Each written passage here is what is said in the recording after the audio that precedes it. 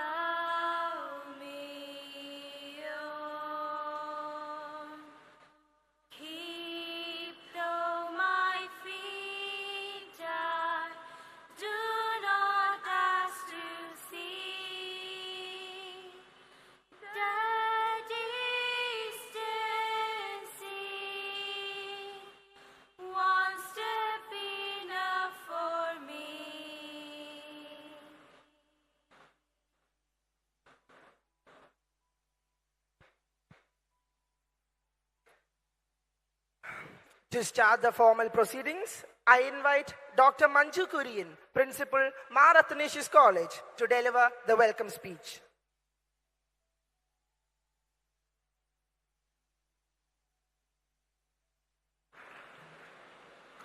Good morning, everyone.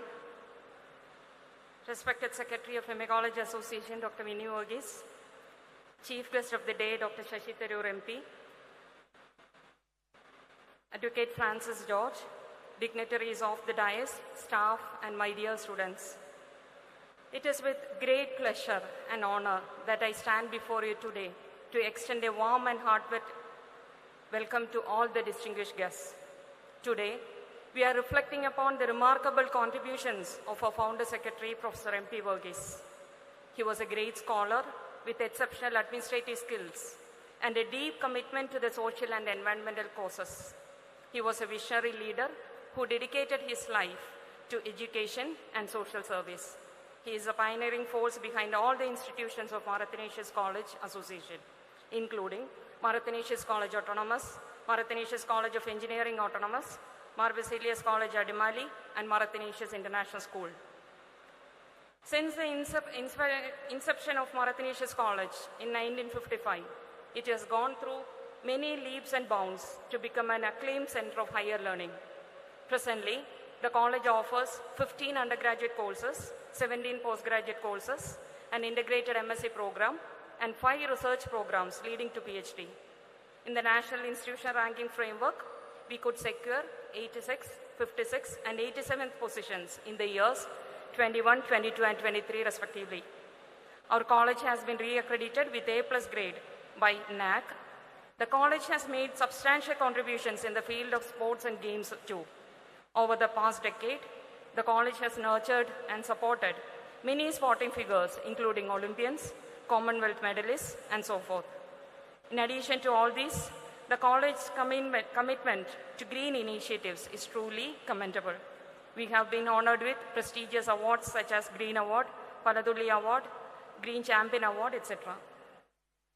Today, we are incredibly fortunate to have the esteemed presence of Dr. Shashi Tharoor, a name that resonates worldwide in the realms of scholarship, diplomacy, and politics. Dr. Tharoor is a source of immense pride for all Keralites as he has held numerous prestigious positions throughout his illustrious career. He served as the Under-Secretary General of the United Nations and as a former Minister of State for External Affairs in India. Currently, he is serving his third term as a Member of Parliament representing the Thiruvananthapuram constituency. Throughout his career, he has advocated for human rights, equality, and the empowerment of marginalized communities. He is also a prolific writer and speaker and is known for his wit and intelligence. His scholarly contributions have greatly enriched our understanding of history, politics, and culture. His mastery of language, intellectual charm, and his ability to weave together complex ideas with grace and clarity have earned him admirers from all corners of the globe. Dr. Tharoor's visit to our campus is truly a moment of great honor and privilege. His presence serves as a powerful reminder that education is a lifelong journey and intellectual curiosity knows no limits. Today, we are fortunate to have the unique opportunity to engage with this visionary mind, to learn from his vast experiences, and to gain invaluable insights that can shape our own paths. On behalf of Marathanesius College and everyone present here, I extend my heartfelt welcome to Dr. Shashi Tharoor. As a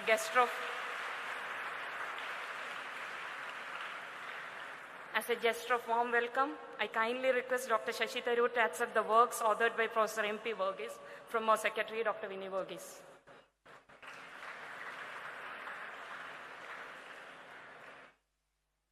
It is my utmost pleasure to extend a warm welcome to Dr. Vinny Varghese, Secretary of Marathanesius College Association. His exceptional administrative skills and unwavering dedication in fostering an empowering environment on campus greatly contribute to the growth of our esteemed institutions. On behalf of the faculty, staff, students, and all those present here today, I extend a heartfelt welcome to you, sir.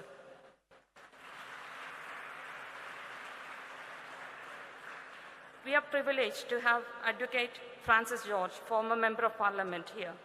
His journey as a parliamentarian and politician is marked by unwavering dedication and an unyielding commitment to the welfare of the people he represented. Moreover, he is a great well-wisher of our institution. We extend our deepest appreciation for all your valuable concerns towards our institution. I welcome you, sir, to this gathering. On behalf of all, I wholeheartedly welcome Dr. A.B.P. Varghese, Vice Principal of Marathanesius College, to this memorial lecture. I also extend a warm welcome to all team members of Dr. Shashi Tharoor. I take this opportunity to welcome the management representatives, principals, staff and students of our sister institutions, retired faculty, alumni and media persons assembled here. Last but not the least, I warmly welcome the faculty, non-teaching staff and students of Marathanesius College Autonomous. Thank you all.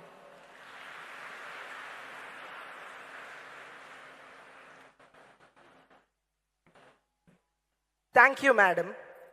It is with great pleasure that I extend a warm invitation to Dr. Vinny Varghese, the esteemed Secretary of Marathanesius College Association, to grace the stage and deliver the presidential address.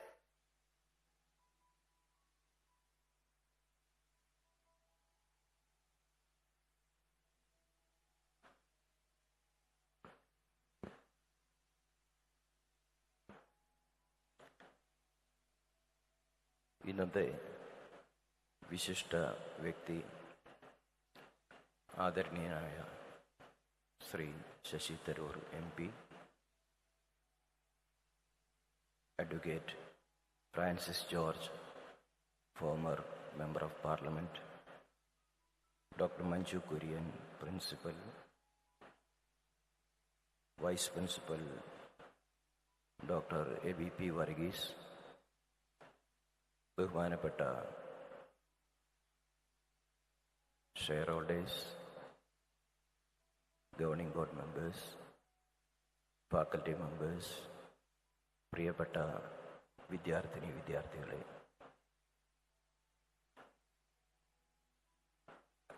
നമുക്ക് ഏറെ അഭിമാനിക്കാവുന്ന ഒരു ദിവസമാണിന്ന്. ഒരു വിദ്യാഭ്യാസ സ്ഥാപനത്തിൻ്റെ യശസ് ഉയരുന്നത്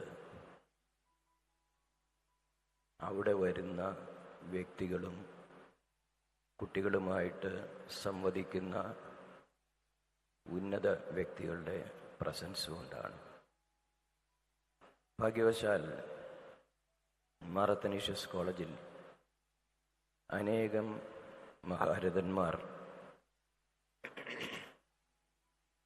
വന്നിട്ടുള്ളത് ഈ അവസരത്തിൽ ഞാൻ ഓർമ്മിക്കുകയാണ്. നമ്മുടെ എത്രയും ബഹുമാനായ മുൻ president doctor APJ Abdul Kalam, അതിനു മുന്നേ ഇന്ത്യയുടെ അന്നത്തെ ഉപരാഷ്ട്രപതിയായിരുന്ന ഡോക്ടർ ശങ്കർ ദയാൽ ശർമ്മ, ഡോക്ടർ ഹമീദ് അൻസാരി, ഇന്ത്യയുടെ മുൻ ചീഫ് ജസ്റ്റിസ് ആയിരുന്ന justice Ranganath Mishra, justice Altamas Kabir, patriarch of ആന്റിയോക്ക് and all the East Zakka പ്രഥമൻ മാർ അപ്രേം തുടങ്ങി കേരളത്തിൻ്റെ മുൻ മുഖ്യമന്ത്രിമാർ, കേന്ദ്രമന്ത്രിമാർ, സാംസ്കാരിക രംഗത്തെ അനേകം പ്രഗത്ഭർ ഈ ക്യാമ്പസിൽ വന്നിട്ടുണ്ട് എന്നുള്ളത് നമുക്ക് ഏവർക്കും അഭിമാനിക്കാം. പക്ഷേ അതിൽ നിന്ന് വിഭിന്നമായ ഒരു വ്യക്തിയാണ് ഡോക്ടർ ശശി തരൂർ. അദ്ദേഹം ലോകത്ത് ഏത് ക്യാമ്പസിൽ പോയാലും അദ്ദേഹത്തിൻ്റെ യുണൈറ്റഡ് നേഷൻസിലെയോ പാർലമെൻറ്റിലെയോ രാഷ്ട്രീയ രംഗത്തെയോ പ്രവർത്തനങ്ങളെപ്പറ്റി ഞാൻ പറയാൻ ആഗ്രഹിക്കുന്നില്ല. പക്ഷേ ഏത് ക്യാമ്പസിൽ, ലോകത്തെ ഏത് യൂണിവേഴ്സിറ്റിയിലും ഏത് ക്യാമ്പസിലും പോയാൽ കുട്ടികളുമായിട്ടുള്ള സംവദിക്കുന്ന രീതി നമുക്കറിയാം. ഇത്രമാത്രം കുട്ടികളുമായി നേരിട്ടിടപെടുന്ന ലീഡേഴ്സ് നമുക്കുണ്ടോ എന്ന് തന്നെ എനിക്ക് സംശയമുണ്ട്. അദ്ദേഹം ഹിസ്റ്ററിയാണ് പഠിച്ചിട്ടുള്ളത്. ഞാൻ ഇപ്പോഴും ഓർക്കുന്നു, ഒരിക്കൽ ഓക്സ്ഫോർഡ് യൂണിവേഴ്സിറ്റിയിലെ ഒരു സംവാദത്തിൽ എന്നെ ഏറ്റവും സ്പർശിച്ച ഒരു കാര്യമാണ്, അന്ന് ഓക്സ്ഫോർഡിൽ ഉണ്ടായിരുന്ന എല്ലാ പ്രഗത്ഭരെയും നിശബ്ദരാക്കിക്കൊണ്ട് ഇന്ത്യയുടെ ഹിസ്റ്ററിയും ലെഗസിയും അദ്ദേഹം പറഞ്ഞതിൻ്റെ വീഡിയോ ദൃശ്യങ്ങൾ നിങ്ങളും കണ്ടിട്ടുണ്ടെന്ന് ഞാൻ വിശ്വസിക്കുന്നു. ഒരു ഇന്ത്യക്കാരൻ എന്ന നിലയിൽ ഏറെ അഭിമാനമുണ്ടായ അവസരമാണത്. വിൽഡുറാൻഡിൻ്റെ story of civilisation, our oriental heritage എന്ന പുസ്തകത്തിൽ ഇന്ത്യയെപ്പറ്റി വായിച്ചാൽ നമുക്ക് വലിയ അഭിമാനം തോന്നും. ആസേതു ഹിമാചലം എന്നെല്ലാം പറയും പോലെ ഇന്നത്തെ അഫ്ഗാനിസ്ഥാനും പാകിസ്ഥാനും ബംഗ്ലാദേശും ബർമയും സിലോണും അല്ലെങ്കിൽ ഇപ്പോഴത്തെ ശ്രീലങ്കയും എല്ലാം ഉൾപ്പെട്ട ഒരു വലിയ പ്രദേശമായിരുന്നു പണ്ടത്തെ ഇന്ത്യ. ഇന്നും ഇന്ത്യ ഒരു വലിയ സ്ഥാനത്ത് തന്നെയാണ് ലോകത്തിൽ നിൽക്കുന്നത്. ഇന്ത്യയെ ഉന്നതങ്ങളിലേക്ക് കൈപിടിച്ച് കൊണ്ടുപോകാൻ ശക്തിയുള്ള ഒരു യുവതലമുറ നമുക്കുണ്ട്. അവർക്ക് കൊടുക്കേണ്ട ഒരൊറ്റ കാര്യം മാത്രമേ ഉള്ളൂ, മികച്ച വിദ്യാഭ്യാസം. ഇന്ന് പാശ്ചാത്യ രാജ്യങ്ങളിലും ജപ്പാൻ തുടങ്ങി പല രാജ്യങ്ങളിലും മാൻ പവർ ഷോർട്ടേജ് നേരിട്ടുകൊണ്ടിരിക്കുകയാണ്. കഴിവുള്ള ആൾക്കാരെ അവർക്ക് ആവശ്യമുണ്ട്. അവിടെ ഗ്രോത്ത് റേറ്റ് കുറവാണ്. ഇന്ത്യയെ പോലെ ഇത്രയും ഹ്യൂമൻ റിസോഴ്സ് ഉള്ള ഒരു രാജ്യം ഇന്ന് ലോകത്തെങ്ങുമില്ല. ഇവിടെ ഭരിക്കുന്നവർ കേരളത്തിലാണെങ്കിലും കേന്ദ്രത്തിലാണെങ്കിലും എവിടെയാണെങ്കിലും ഒരേ ഒരു കാര്യം മാത്രം ചെയ്യണമെന്ന് ഞാൻ ഈ അവസരത്തിൽ അഭ്യർത്ഥിക്കുകയാണ്. ഇവിടുത്തെ കുട്ടികൾക്ക് ഏറ്റവും മികച്ച വിദ്യാഭ്യാസം മാത്രം കൊടുത്താൽ ഇന്ത്യ അടുത്ത വരുന്ന 10-20 വർഷങ്ങൾക്കുള്ളിൽ we will be number 1 in the world. മികച്ച വിദ്യാഭ്യാസവും അന്തസ്സായി അഭിമാനത്തോടുകൂടി ജോലി ചെയ്യാനുള്ള അവസരവും അതേപോലെ തന്നെ അന്തസ്സോടും സമാധാനത്തോടും ഇവിടെ ജീവിക്കാനുള്ള അവസരവും കിട്ടിയാൽ ഇന്ന് കേരളത്തിൽ സംഭവിക്കുന്നത് പോലെ നമ്മുടെ കുട്ടികൾ പഠിക്കാനും അതിനുശേഷം മൈഗ്രേറ്റ് ചെയ്യാനുമായിട്ട് വിദേശ രാജ്യങ്ങളിലേക്ക് പോവുകയില്ല എന്നുള്ള ഉറപ്പാണ്. പ്രത്യേകിച്ച് കേരളം പോലെ നമുക്ക് ഇത്രയും മനോഹരമായ ഒരു നാട്ടിൽ ഇവിടെ നിന്ന് നമുക്ക് ഏവർക്കും ആശങ്കയുണ്ടാക്കുന്നതും സങ്കടപ്പെടുത്തുന്നതുമായ കാര്യമാണ് കുട്ടികൾ +2 കഴിയുമ്പോൾ തന്നെ വിദേശ യൂണിവേഴ്സിറ്റികളിലേക്ക് പോകുന്നു, അവരവിടെ താമസം ഉറപ്പിക്കുന്നു. ഈ രീതിക്ക് ഒരു വ്യത്യാസം വരണമെങ്കിൽ ഈ നാട്ടിൽ സ്കൂൾ തലത്തിൽ മുതൽ ഏറ്റവും മികച്ച വിദ്യാഭ്യാസം, അത് ടീച്ചിങ് ലേണിംഗ് പ്രോസസ് അടിമുടി മാറ്റിയെടുത്താൽ മാത്രമേ സാധിക്കുകയുള്ളൂ. അത് ബന്ധപ്പെട്ടവർ ശ്രദ്ധിക്കും എന്ന് ആശിക്കുന്നു. ഞാൻ ആദ്യം സൂചിപ്പിച്ചതുപോലെ ശ്രീ ശശി തരൂർ അദ്ദേഹം ഒരു വാഗ്മി മാത്രമല്ല, നമ്മുടെ രാജ്യത്തിന് എല്ലാ രീതിയിലും ഒരു മുതൽക്കൂട്ടാണ്. എവിടെ പോയാലും ഇന്ത്യയുടെ പാരമ്പര്യവും അന്തസ്സും അഭിമാനവും കാത്തു സൂക്ഷിക്കാൻ അദ്ദേഹത്തിൻ്റെ ഓരോ വാക്കിലും ഓരോ പ്രസംഗത്തിലും അത് നമുക്ക് കാണാൻ സാധിക്കും.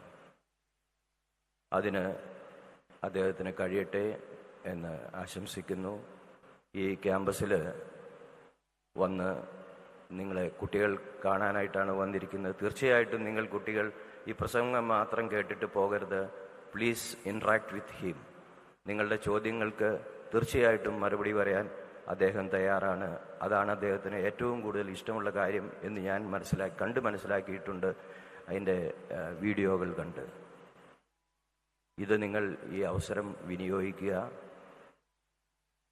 ഇവിടെ വന്നതിന് മാറത്തനീഷ്യസ് കോളേജ് അസോസിയേഷൻ്റെ കോളേജിൻ്റെ പേരിലുള്ള എല്ലാ നന്ദിയും കടപ്പാടും രേഖപ്പെടുത്തുന്നു. താങ്കൾക്ക് ജീവിതത്തിൽ എല്ലാ വിജയങ്ങളും ഉണ്ടാകട്ടെ എന്ന് ആശംസിക്കുന്നു. Wish you all the best. Thank you.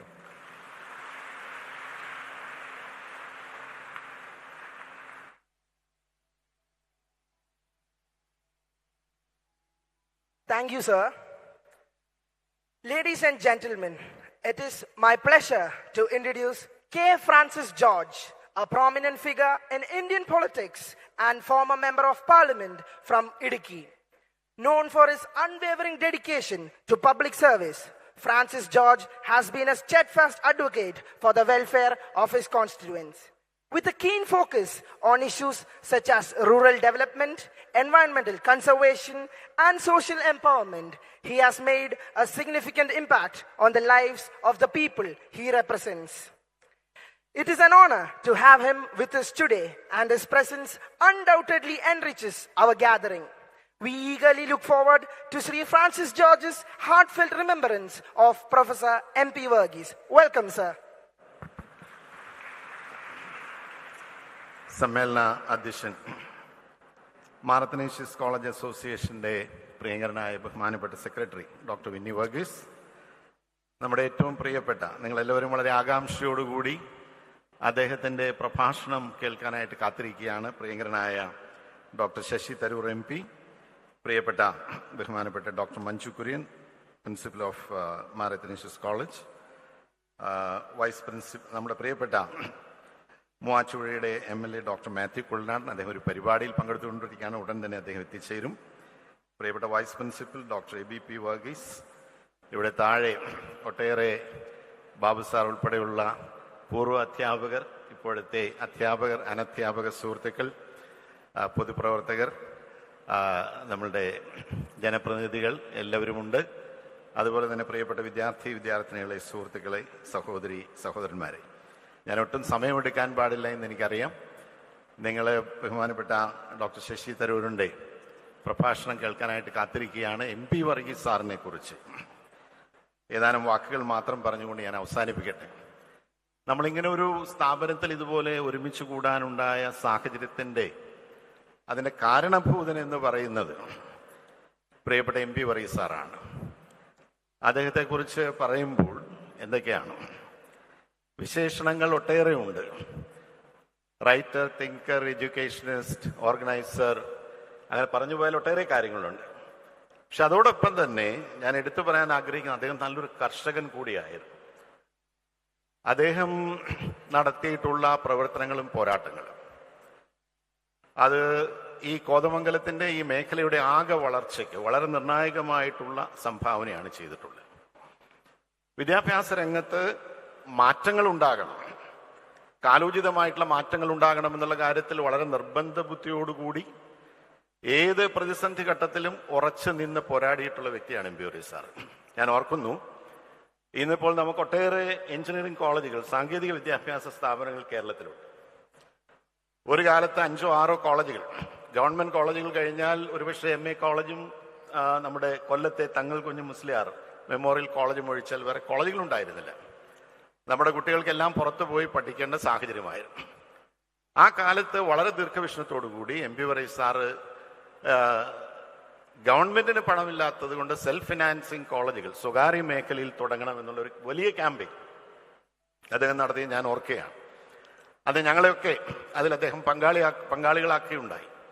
എല്ലാ രാഷ്ട്രീയ നേതാക്കന്മാരെയും പോയി കണ്ട് പറഞ്ഞ് അവരെ ഈ കാര്യങ്ങൾ ബോധ്യപ്പെടുത്താൻ അദ്ദേഹം നടത്തിയ പരിശ്രമങ്ങൾ, പഴയ ഐസക് സാറ്, ഞങ്ങളൊക്കെ ഒട്ടേറെ നേതാക്കന്മാരെ കാണാനായിട്ട് യാത്ര ചെയ്ത കാര്യം ഞാൻ ഓർക്കുകയാണ്. അത് സംബന്ധിച്ച് പഠിച്ച് എന്തുകൊണ്ട് കേരളത്തിൽ പുതിയ സാങ്കേതിക വിദ്യാഭ്യാസ സ്ഥാപനങ്ങൾ വേണം, അതെത്ര പ്രയോജനം ചെയ്യുമെന്നുള്ളതിനെ കുറിച്ച് വളരെ ആഴത്തിൽ പഠിച്ച് അദ്ദേഹം വാദിച്ച്, ഒരുപക്ഷെ അതാണ് 96 ഗവൺമെന്റിന്റെ കാലത്ത് ഇങ്ങനൊരു തുടക്കം, സ്വകാര്യ മേഖലയിൽ സെൽഫ് ഫിനാൻസിങ് എഞ്ചിനീയറിംഗ് കോളേജുകൾ അനുവദിക്കാം എന്നുള്ളൊരു മാറ്റത്തിന് തുടക്കമിട്ടത്. പക്ഷെ ഇന്നിപ്പോ സ്ഥിതി എന്ന് പറയുന്നത് we have a glut of engineering colleges in Kerala. ഇന്നിപ്പോൾ പഠിക്കാൻ കുട്ടികളില്ലാത്ത പ്രശ്നമായിട്ട് മാറിയിരിക്കുന്നു. അതേക്കുറിച്ചാണ് ഡോക്ടർ വിന്നി ഇവിടെ സൂചിപ്പിച്ചത്. നമ്മൾ എങ്ങനെയാണ് നമ്മുടെ കുട്ടികളെ പരിശീലിപ്പിച്ച് അവരിങ്ങനെ വിദേശത്തേക്കൊക്കെ നോക്കാതെ നമ്മുടെ നാട്ടിൽ തന്നെ ഏറ്റവും മികച്ച പരിശീലനം വിദ്യാഭ്യാസ രംഗത്ത് അവർക്ക് കൊടുക്കാൻ കഴിയുന്നതിനെ കുറിച്ച് സ്കൂൾ തലം മുതൽ നമ്മൾ ആലോചിക്കേണ്ടിയിരിക്കുന്നു. ഒരുപക്ഷെ MP വർഗീസ് സാറിനെ പോലുള്ള ദിഷണാശാലികൾ തെളിച്ചു തന്ന ആ പാതയിലൂടെ നമുക്ക് തീർച്ചയായിട്ടും ഇനിയും മുന്നോട്ട് പോകേണ്ടതായിട്ടുണ്ട്. ഒട്ടേറെ കാര്യങ്ങളുണ്ട്. ഞാൻ ഓർക്കുന്നു, ഇവിടുത്തെ അദ്ദേഹം എഴുതിയ പുസ്തകങ്ങളൊക്കെ ഇവിടെ ഉണ്ട്. ഞാൻ ഓർക്കുന്നത്, വളരെ പ്രത്യേകമായി ഞാൻ ഓർക്കുന്നത് ദ ലോ ഓഫ് അക്വിസിഷൻ ലോയിൽ മാറ്റങ്ങൾ വരുത്തേണ്ടതിനെ കുറിച്ച് അന്ന് അദ്ദേഹം ചിന്തിക്കുകയും പഠിക്കുകയും അത് പഠിക്കാൻ വേണ്ടി അദ്ദേഹം എടുത്ത സ്ട്രെയിനാണ്. അദ്ദേഹം നമ്മളുടെ പ്രസിദ്ധനായ ജഡ്ജ്, നമ്മളുടെ സുപ്രീം കോടതി ജഡ്ജിയായിരുന്ന അദ്ദേഹവുമായി ഇത് ചർച്ച ചെയ്യാൻ അദ്ദേഹത്തിന് സമയം കിട്ടാതെ വരുമ്പോൾ അദ്ദേഹം ട്രെയിനിലൊരു യാത്ര പോവുകയാണെങ്കിൽ MP വർഗീസ് സാറും ടിക്കറ്റ് ബുക്ക് ചെയ്ത് അദ്ദേഹത്തോടൊപ്പം യാത്ര ചെയ്ത് ഈ കാര്യങ്ങളെക്കുറിച്ച് പഠിച്ചു. അദ്ദേഹം ഹൈക്കോടതിയിൽ ഒരു കേസ് ഫയൽ ചെയ്തതിന് ശേഷം എന്നെ വിളിച്ചു പറഞ്ഞു, രാജു ഇവിടെ വരെ വരണം. വന്നു കഴിഞ്ഞപ്പോൾ അദ്ദേഹം പറഞ്ഞു, അഡ്വക്കേറ്റ് KK വേണുഗോപാൽ, സുപ്രീം കോടതിയിലെ ഏറ്റവും മുതിർന്ന പ്രസിദ്ധനായ അഭിഭാഷകൻ KK വേണുഗോപാലിനെ തന്നെ ആ കേസ് വാദിക്കാനായിട്ട് കൊണ്ടുവരണം. ഞാൻ അദ്ദേഹത്തെ പോയി സുപ്രീം കോടതിയിൽ പോയി കണ്ടപ്പോൾ അദ്ദേഹം പറഞ്ഞു, എനിക്കിവിടെ വളരെ വലിയ തിരക്കാണ്, പ്രൊഫസർ വർഗീസിന്റെ ബുക്ക് എനിക്ക് കിട്ടി, ഇത് വളരെ ആവശ്യമുള്ള കാര്യമാണ്, let the case come to the Supreme Court, then I will appear. അങ്ങനെ പറഞ്ഞ് ഞാൻ ഓർക്കുകയാണ്. അപ്പൊ ഏത് കാര്യത്തിലും അദ്ദേഹം കാണിച്ചിരുന്ന ഒരു താല്പര്യം, അത് നമ്മൾ പ്രത്യേകിച്ച് നമ്മുടെ അക്കാഡമിക് കമ്മ്യൂണിറ്റി എല്ലാവരും കാര്യങ്ങൾ ഒരു വിഷയമുണ്ടായാൽ അതേക്കുറിച്ച് ആഴത്തിൽ പഠിക്കാനും അത് സംബന്ധിച്ചൊരു നിലപാട് സ്വീകരിക്കാനും ഒക്കെ അദ്ദേഹം കാണിച്ചു തന്ന മാതൃക അത് വളരെ നിസ്തുലമാണ് എന്ന് തീർച്ചയായിട്ടും പറയാനായിട്ട് വലിയ വലിയ സന്തോഷമുണ്ട്.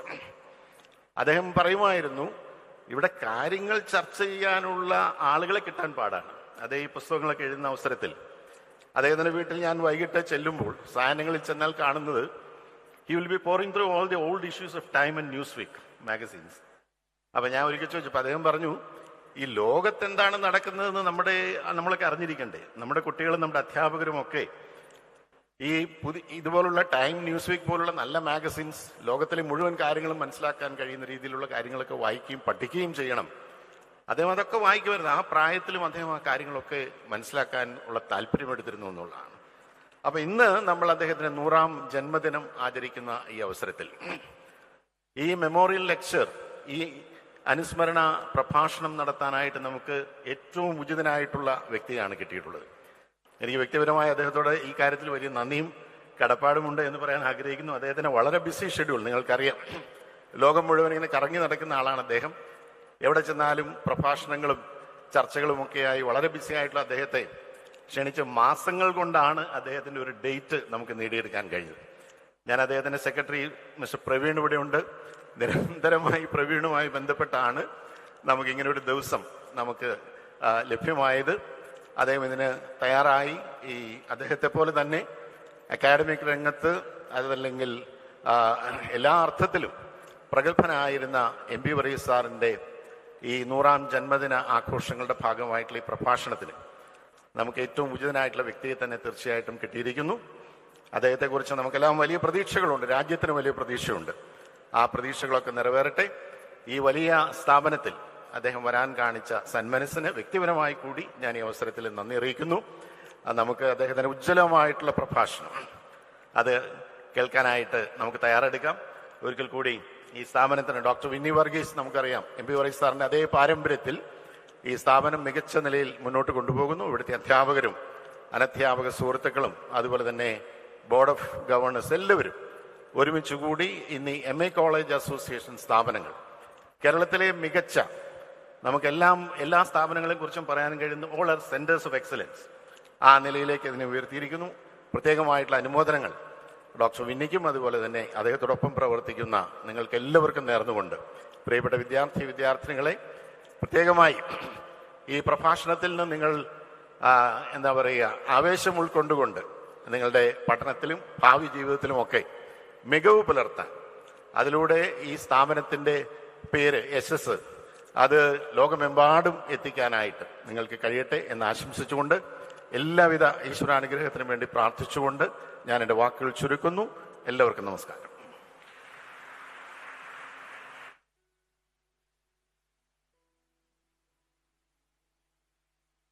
Thank you, sir. Literary knowledge enhances understanding.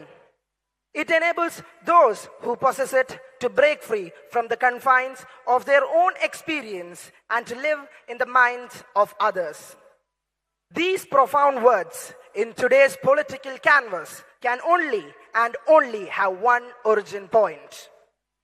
The esteemed Indian politician, serving member of Lok Sabha representing the constituency of Thiruvananthapuram, former Minister of State handling portfolios of External Affairs and Human Resource Department, renowned diplomat who is hallmarked a class apart for his prose and proficiency, a former Under-Secretary General for Communication and Public Information of the United Nations, a scholar par excellence, handling the length and breadth of English language. Friends, teachers, other dignitaries. Yes, I am talking about Dr. Shashi Tharoor MP, the renowned politician, the pride of every Malayali, the global citizen of the God's own country.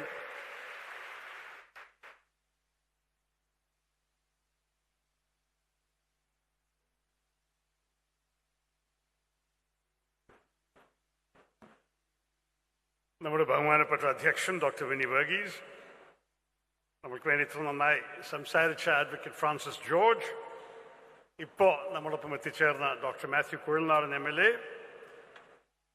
നമ്മളെ സ്നേഹിച്ച് സ്വാഗതം പറഞ്ഞ principal of Mar Athanasius college doctor Manju Kurian, vice principal doctor Abi Varghese, ഇവിടെ ഇരിക്കുന്ന വിശിഷ്ട വ്യക്തികളെ, distinguished members of the audience, വേദിയിൽ സഹകരിക്കുന്ന എല്ലാ അധ്യാപകരെ, വിദ്യാർത്ഥികളെ, ഫാക്കൽറ്റി, അഡ്മിനിസ്ട്രേറ്റേഴ്സ്, സഹോദരി സഹോദരന്മാരെ, എല്ലാവർക്കും എൻ്റെ വിനീതമായ നമസ്കാരം.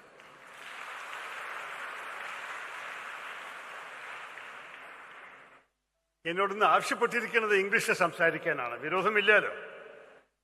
So I'll deliver the Professor Varghese Memorial Lecture, MP Varghese Memorial Lecture in English because I gather you're all an English medium institution, and though our Adhyakshan and the last speaker have spoken in Malayalam, I'm assuming that you are all comfortable enough to hear my arguments in English.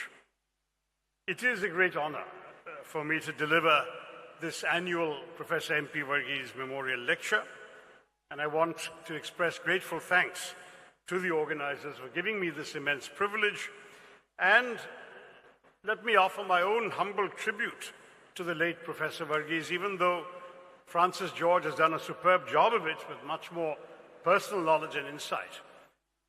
I'm aware of his reputation. I never had the honor of knowing him. His reputation as a highly accomplished scholar, academician, and administrator from Kotamangalam, who truly lit the flame that illuminates Mar Athanasius College today, and whose 101st birthday we all marked just a couple of weeks ago. In fact, your late father shares a birthday with my youngest granddaughter, so I have a special connection to his memory.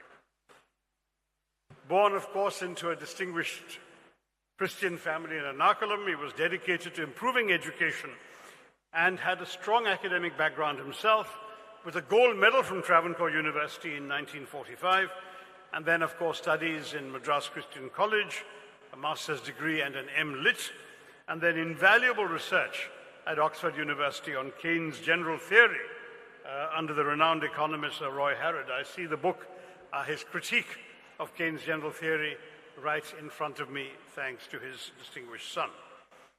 Professor Varghese then began a public career in 1952 as a member of the Legislative Assembly. He was actively involved, as Francis has pointed out, in social, economic, environmental reforms throughout his life. And I think our very energetic MC reminded us that he was also the activist who fought against and succeeded in preventing the establishment of a nuclear power plant in Bhutatanketta in 1980. He also had a talent for founding social organizations. There was OPNR, the Organization for Protection from Nuclear Radiation. Then, in his efforts to improve technical education in Kerala, he established OPTEC, Organization for the Promotion of Technical Education in Kerala, which, of course, helped to establish more medical and engineering colleges. And it was his campaign that really did more than anyone else to lead to the permission from the government for private self-financing colleges in the state. And one more organization he set up was called OFFER, the Organization of Farmers for Establishment of Rights, and that fought, as the name suggests, for the rights of farmers in the middle of agrarian crisis in Kerala. Professor Varghese received numerous awards and recognitions for his dedicated service to society, including distinguished titles bestowed on him by His Holiness Ignatius Zaka I. And today, therefore, it's an honor for me to offer this humble tribute to this gifted and invaluable teacher through this lecture in his memory. It's also a joy to be at Mar Athanasius College, indeed, to come down a road named the Professor M.P. Varghese Road to get here. And I was particularly delighted. I know I don't need to tell you about yourselves, all that you've accomplished since the establishment of the college back in 1945. But I was struck by two things. First, that the president of this function today, your former principal as well, Dr. Vinny Varghese, was honored as the best principal in India in 2009 by the All India Association for Christian Higher Education. And that is no small achievement because of the extraordinarily leading role played by Christian institutions throughout the country. There are very, very many contenders every year for the for the honor of the best principal at the Indian Association for Christian Higher Education. And we are all honored that our chairman today was a recipient of it. And the other thing I was struck by, because I know about your academic accomplishments, is the discovery that you have tremendous achievements in the field of sports and games, including producing 2 Olympians from here. And again, Dr. Varghese showed me this wonderful brochure that reflects this achievement. And I was struck that the Sports Council of Kerala in 2014 selected your college as the best college in sports. So you have outstanding achievements, and I want to congratulate you all for doing that, even though I will move on to the academic side of today's discourse instead. Now, given late Professor M.P. Varghese's focus on education as a tool for social uplift, and that is carried forward through the praiseworthy educational initiatives of Mar Athanasius College, I agreed to share my thoughts with all of you on the nature and purpose of university education in India today. And it's not just going to be a discussion of the new educational policy or anything like that. I'm sure you've heard plenty on those subjects. I would rather go into the fundamental conceptual challenge of what college and university education is supposed to serve in this country. We've come out of the COVID pandemic period, a turbulent period when all our education institutions and our student community experienced great difficulties, when online classes were attempted and you had to suffer the challenges of the digital divide. There was uncertainty surrounding examinations, there were losses in learning outcomes, and so on. At the same time, we do know that not all that currently ails our universities and our student communities have been a byproduct of the pandemic alone. There's no denying their existing problems. The global trend in slashing states' financial support for universities, reduced allocations for research and innovation, and the quality of the output being produced, the over-bureaucratization of academia and the over-regulation of campuses, and of course the growing threats to the freedom of academic expression, all are likely to increase considerably in the post-COVID world if we are not able to find fitting answers to these challenges today. But what do we mean when we talk about university education? What is the idea of a university? Well, the term, the idea of a university, is a phrase that some of you will know is famously associated with a 2-volume collection of essays with the title, The Idea of a University, published in Oxford by Cardinal John Henry Newman back in 1852. He basically sees the university, the college, as a place for the cultivation of the intellect, just as a farm is the place for the cultivation of crops, so also the university is a place where you cultivate fine minds. In fact, if he were making this, writing this book a century later than he did, perhaps he might even have gone for a more modern analogy and compared it to an oil refinery. Because just as an oil refinery refines oil, he wanted a university to refine minds.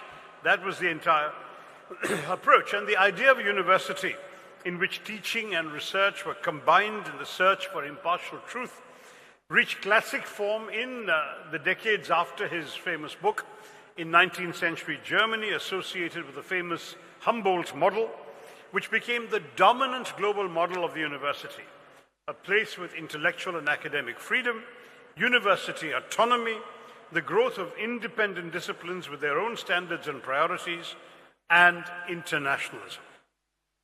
Of course, this conflicts with another more utilitarian perspective on the role of education as a tool for economic and social progress.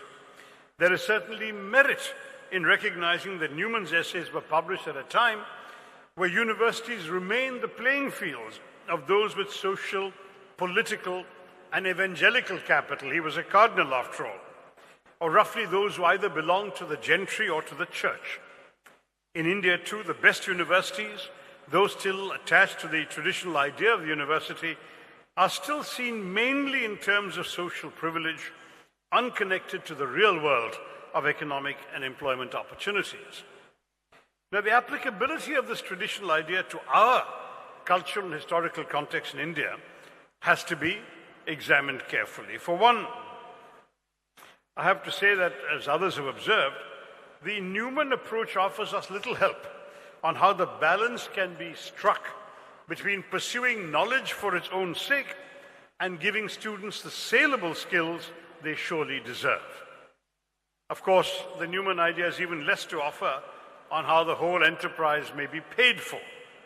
In other words, this traditional idea of cultivating the mind, refining the mind, is impervious to the very practical constraint of economic and social needs that dominate the Indian context.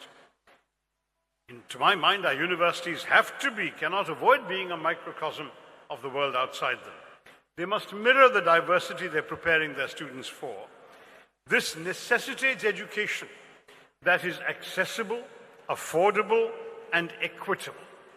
Only when we equalize access can we maximize outcomes. The tools of social equality should prefigure this arrangement. Well-framed affirmative action policies and the monitoring of policy and learning outcomes are essential to ensure the value of a university in India today. Increasingly, demands for research to be economically and socially relevant to help students find work in the real world have challenged the view of untrammeled academic freedom. What policy should be pursued to preserve democratic access to the best higher education and to match individual talent to intellectual aspirations as well as to societal models? Universities are coping with various demands of students for impressive qualifications, of employers for usable skills, of the economy for innovation.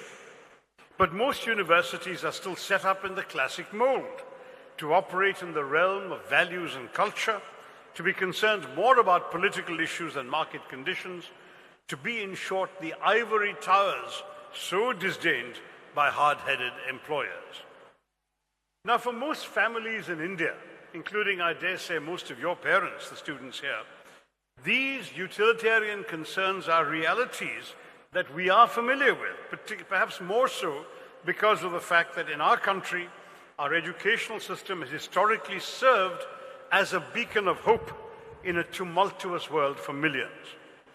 Even if arguably, as Dr. Varghese pointed out, the system itself has not yet become our greatest glory.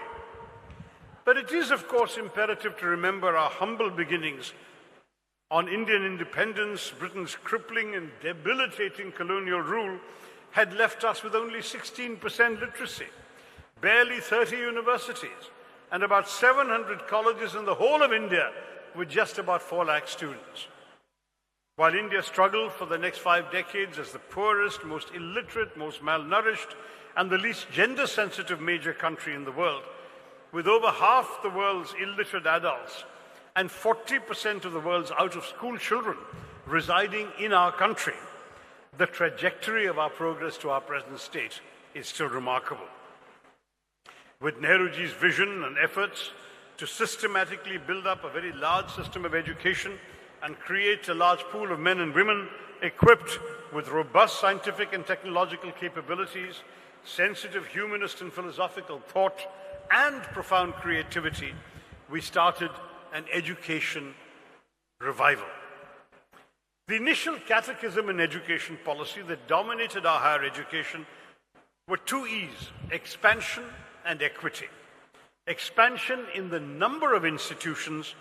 As I told you, there were only 30 universities in 1947, and equitable access to them for those who had previously been denied educational opportunities because of their caste, their gender, their religion, their region.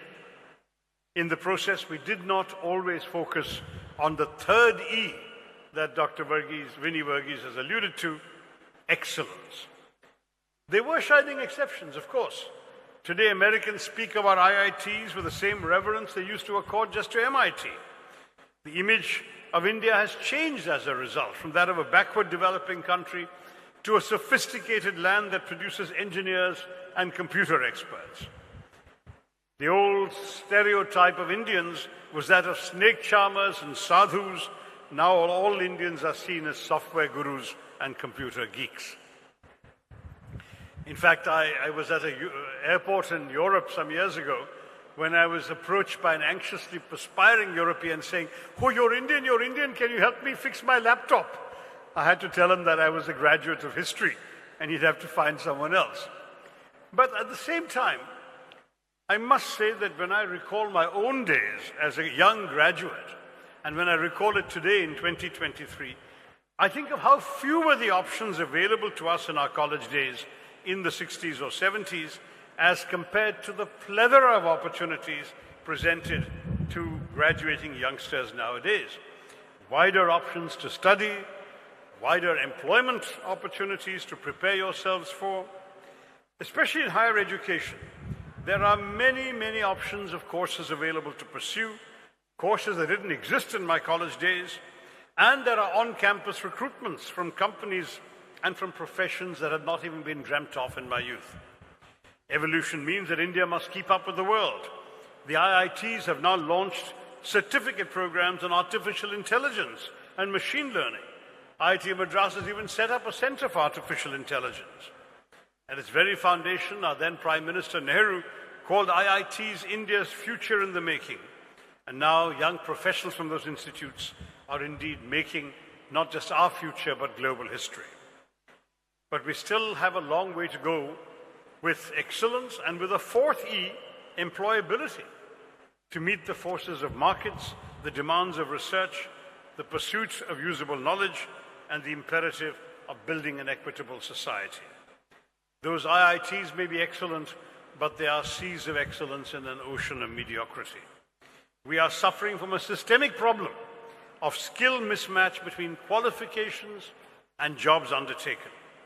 It has become so shocking that there was not long ago an advertisement from the Madhya Pradesh Police Department advertising 14,000 constable posts for which the only requirement was just passing your higher secondary education.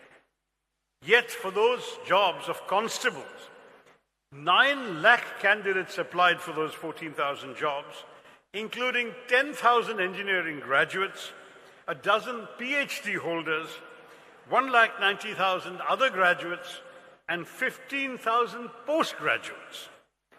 Now, there are similar anecdotes for every menial job or low-level job advertised by the railways, by the state governments, by the central governments, and the public sector enterprises. Why? Because people don't have jobs elsewhere. We are releasing graduates into an ecosystem that does not know how to use them. They settle for a constable post as an alternative to frying pakoras, as some who ought to know better have advised them to do. Students must be by all means be trained in values and culture that grounds them in a strong sense of who they are. But we cannot make that the be-all and end-all of university education. I've often used the metaphor of the World Wide Web to mark the deep integration of goods, commodities, people in today's world. This interconnectedness has encouraged the free market, necessitated upskilling, created more intensive competition for employment. The initial notion of the globalized world is also going through transformational changes. Not only are there many more sectors and consequently more skills for students to prepare themselves for, but the applicants now transcend barriers that we can ascribe to them. The Indian civil services, for instance, were once a reserve of the English-speaking elite, but now are notably more vernacular. I remember not many years ago, a girl from my constituency took her examinations in Malayalam and ranked 4th in India in the UPSC examinations. Long gone is the world of Oxonian or Cantabrigian Babus, far removed from the common man. The democratization of access and the dynamism of global cultural flows have rendered obsolete many of the assumptions that once defined the Indian elite. The challenges that your new generation must address are equally novel and dynamic. Our ideation must create the idea of a university, that a high-quality educational institution, even as it trains students in the skills that give them gainful employability, groom you to be entrepreneurial, innovative, adaptable to an ethos, coming to terms with phenomena like deep tech, the emergence of artificial intelligence, and the industry-agnostic changes dictated by the global economy. To address the urgent contingencies of climate change and sustainable growth, we have to reimagine our curricula and effect a functional interface between academia and industry. Only through a symbiotic relationship where academia provides expertise and skills, while industry provides practicum and remuneration, can we create citizens equipped to fend for themselves. Therefore, even as I speak to you as someone who has benefited from a liberal education right from my schooling through my time in university, I do recognize that in India, universities are expected to be more utilitarian and that we must link them to the needs of what we hope will once again be a rapidly growing economy in a globalizing world. This is an argument that I understand and empathize with, particularly in our society where unemployment is standing at a 46-year high, economic growth has slowed to a crawl, where the devastating impact of the pandemic is likely to compel us to explore all avenues to make up for the devastating economic losses we've suffered and a more difficult jobs market, while also preparing us better to weather such turbulence in the future. Of course, this is an extremely important set of concerns. But I would also want to leave you with the thought that what our higher education system liberally aspires to do, or what liberal education generally in the world aspires to do, is to essentially equip you for any job that you might get.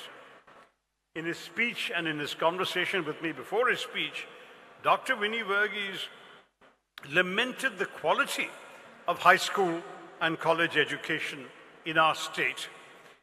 He deplored the lenient marking and the lack of emphasis on excellence that gives every Keralite 99% when they leave their state examinations, and thereby affects the quality of the student intake in colleges too.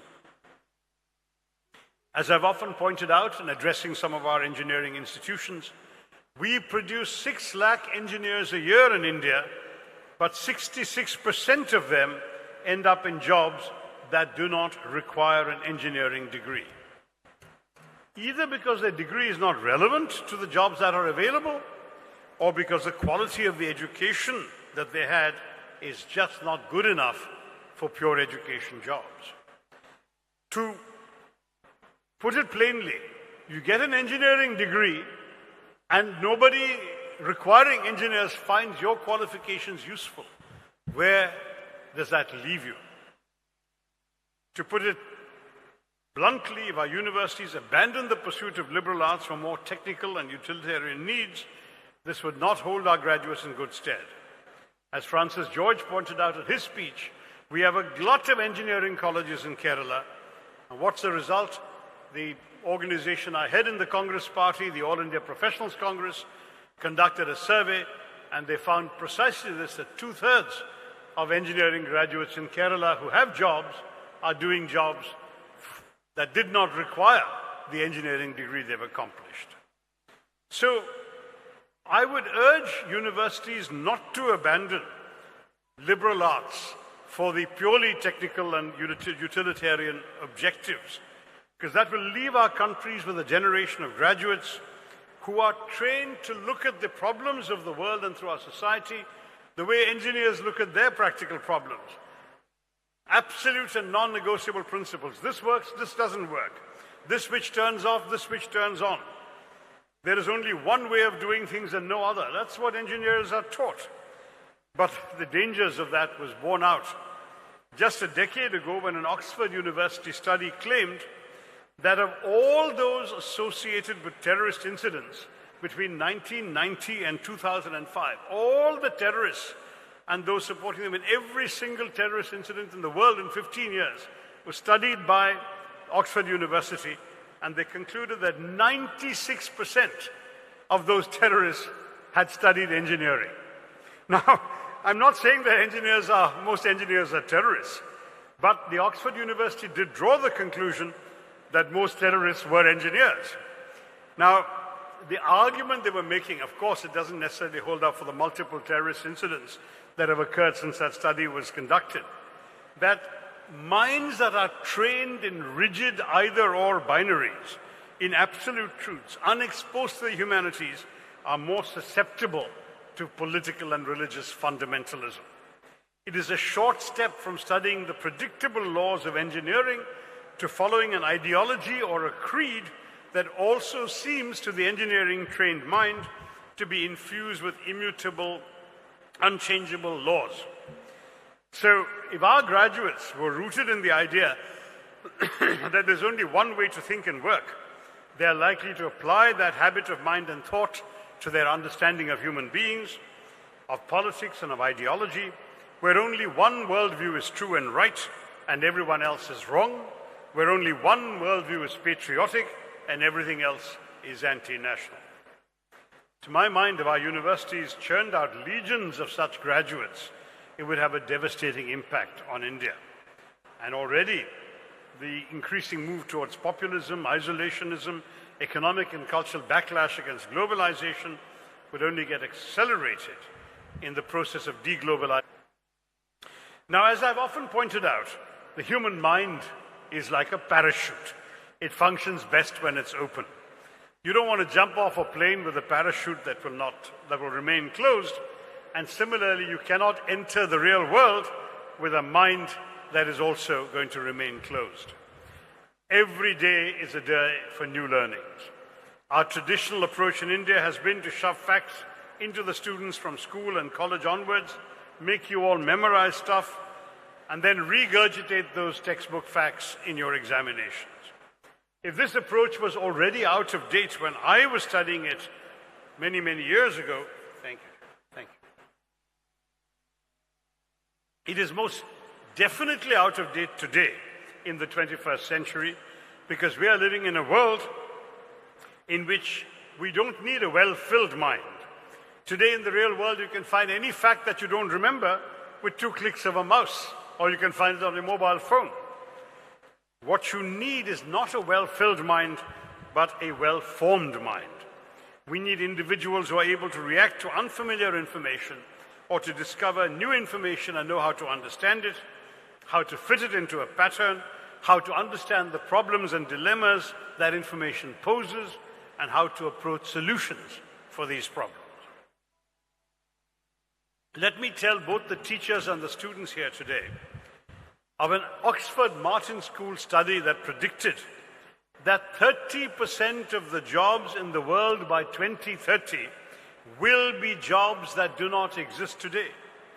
How can you educate young people for jobs that don't exist? Your textbooks are already out of date. Even what they learn in your classroom today will be out of date, because the jobs that they will be doing in 7 years' time are jobs that are yet to be invented and created. So you can only educate them not by teaching them what to think, but teaching them how to think. So they can make the new understandable, bring the distant near, make the unfamiliar into something familiar enough to handle. A well-formed mind benefits far more from an appreciation of history, a knowledge of literature, a study of the way in which real human beings behave. You offer sociology in this college, rather than the world of certitudes that a technical education provides. So my submission to all of you in this MP Varghese Memorial Lecture is that the future of our universities, and indeed of our higher education system, lies in striking a careful balance between the utilitarian needs that our technical education is required to provide for employment and everything else, and the broader liberal aspects that will help all of you graduates to expand your horizons and develop and cultivate your intellectual sensibilities. In order for us to make this balance, however, there is a need to be cautious of a more recent trend among policymakers. This trend is to try and make liberal arts and humanities education quote-unquote more relevant, almost as if they are trying to reduce this branch of education into an exercise of producing more effective white-collar workers rather than producing deep-rooted thinkers. Equally, as we've seen in recent years, there's a very real threat of transforming liberal arts for more insidious purposes. To convert history, for example, into an instrument to legitimize a more narrow-minded version of the past, or to similarly transform political science, or as some would say, entire political science, into lessons on chauvinistic nationalism, or even transforming a so-called obsolete English literature into communicative global language skills for prospective call center employees. Such exercises will not culminate in an expansion of the intellect, but on the contrary would constitute a travesty, failing to leave any room for the imaginative, the ruminative, the philosophical, and the theoretical. This also requires us to focus on the importance of the freedom of academic expression to ensure a sacrosanct separation of powers and influence between our campuses and the forces that would like to bend our higher education for ulterior gain. In Delhi, for example, the famous Hindi scholar Purvanand, in his own writing, has warned against the growing assault on academic spaces by certain forces in our country that are determined to establish an exclusionary and linear worldview and entrench narrow-minded chauvinistic dogmas on our campus. This would have a vitiating effect on the nature of our democratic society, and therefore it's extremely important to preserve not just freedom of expression for all of us here and in the media, but also academic freedom. Because while most citizens do not have the intellectual wherewithal to examine the claims of those who rule them, academics, with their long engagement with knowledge, have the tools to test the policies and the policy promises and the politics being presented to the people, and can share it with their students and through their students to the public. So academic freedom is more than freedom of expression. It is a basic necessity without which the business of knowledge cannot be conducted. I think this is also worth stressing here. Kerala is a society where we are all proud of our freedom to express our views. We have to preserve that, particularly on the college and university campus. The truth is that in the globalized world that we live in today, in the diverse democracy that we must preserve and protect, our students are likely to be surrounded by others who do not necessarily subscribe to your point of view, may not subscribe to the same sets of beliefs and convictions, or even the same sets of cultural practices, food habits, or convictions, or customs that they affirm. We need to know how to live with them all. In our own country, we've seen how the rejection of liberal cosmopolitanism has resulted in an increasingly divided and fractured society. And it's essential that we develop leaders who can look beyond our differences, who do not regard our diversity as a problem to be contained, but as something to be celebrated. And I think that we must move away from the divisive politics of our countries, where we seem to be acting out of hatred for each other and of stereotyping each side in negative ways. We must, instead of this instinctive lack of empathy that we're seeing in our politics, we must educate individuals who are able to look at other political parties, other religions, other races, other languages, and recognize that ultimately we do share the same dreams, the same fears, and the same hopes.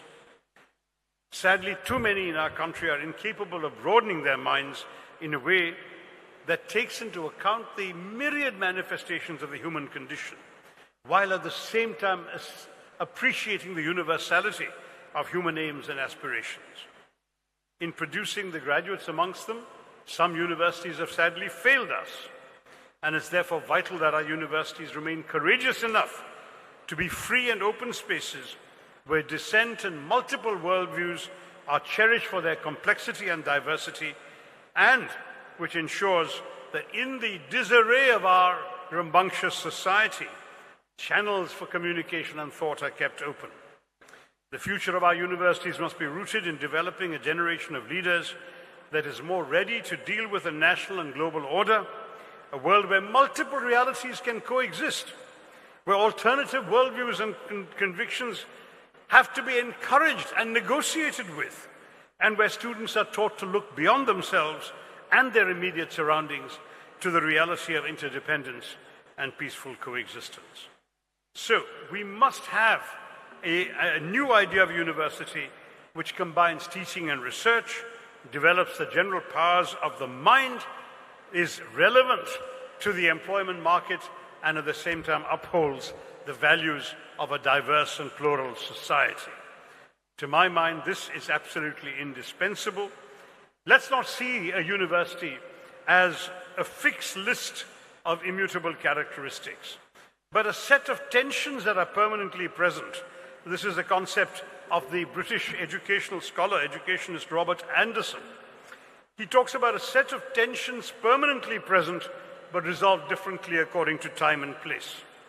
Those tensions include the tensions between teaching and research, between autonomy and accountability, between intellectual integrity and socio-economic relevance.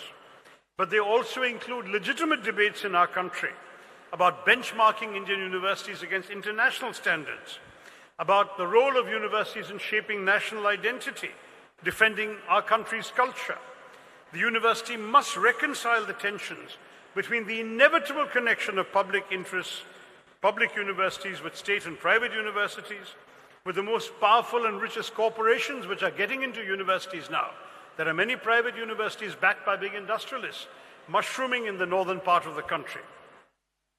There is also a need to maintain, despite all this, critical distance between reproducing the existing social, economic, and occupational structure against expanding it from below by promoting the marginalized communities, the excluded sections of our society, through affirmative action to ensure social mobility.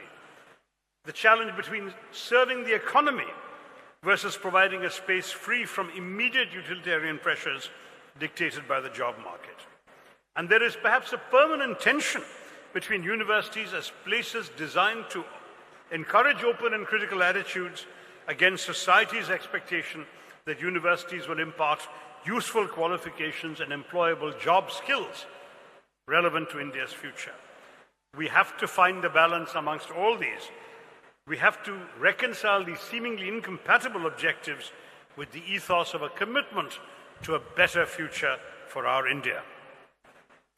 At its core, in our democratic society, our universities must evolve into spaces where an ideal version of democracy itself is allowed to thrive.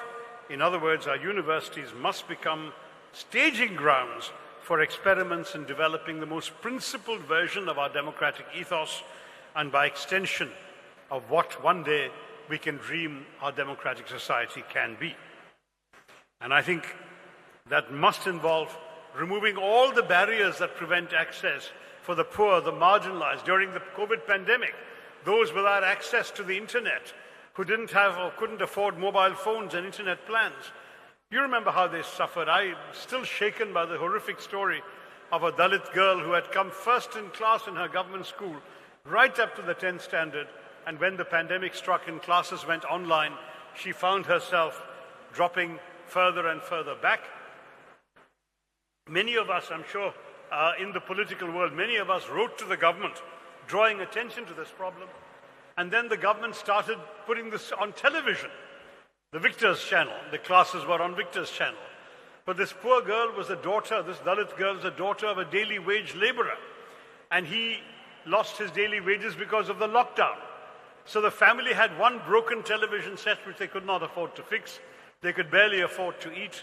And in those tragic circumstances, this brilliant student, seeing herself completely falling behind, committed suicide.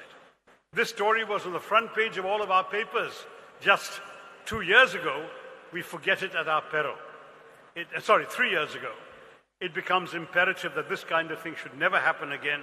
We have to ensure that while many of us may be enjoying being on Google and Twitter and Facebook and LinkedIn and Instagram, that there are people who do not see that as a daily opportunity they can take for granted. We need to help them come in as well. And I want to stress, I don't believe that online education is a substitute for the campus experience, for being in a classroom, interacting with your teachers, interacting with each other as students. That is essential. In a space where social barriers of class and caste and religion are left behind, where you're given the tools to lead an empowered life, that is far more important. Online courses can at best be a complement, not a substitute for university education. And I just want to conclude today by saying that if we can actually promote the idea of a university with a willingness to accept differences and cherish the diversity of thought and belief, if we can make the college campus a space that is confident enough to look at its wealth of differences as a strength and not so insecure as to look at it as a weakness that must be rooted out, as a space where the administration is attuned to the aspirations of students, then the next generation of India's leaders, all of you, and where the young minds that you represent, you are the engines of our democratic and pluralist society, are not only consumed by personal ambition or the commercial rat race, but you're invested also in the success of your society, of your community, of those around you. If we manage to do all of this, we can develop a university that remains open, inclusive, and representative. The idea of a university that will become an engine of India, and I'm confident that the India of tomorrow with such an idea can be carried forward by a generation of leaders able to take our country to new heights, and our university education would then have served its purpose in its purest form. I believe it can be done, and you are the ones who can help us do it. Thank you all for giving me a hearing. I conclude this Dr. M.P. Varghese Memorial Lecture. Jai Hind.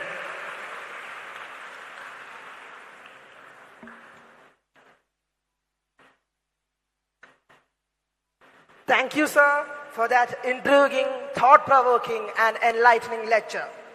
We now move on to the exciting and highly anticipated segment of today's program, an interactive session with the eminent Dr. Shashi Tharoor, MP. This is a unique opportunity for us to engage directly with the distinguished Member of Parliament, renowned author and scholar. Dr. Tharoor's wealth of knowledge, extensive experience, and intellectual acumen make him the ideal person to shed light on a wide range of subjects. The stage is now open for the interactive session. Any queries, be it political, literature, social issues, or any topic of interest is welcomed. When posing your questions, please remember to keep them concise, clear, and relevant. We kindly request you to introduce yourself before asking your question, ensuring a smooth and organized flow of the session.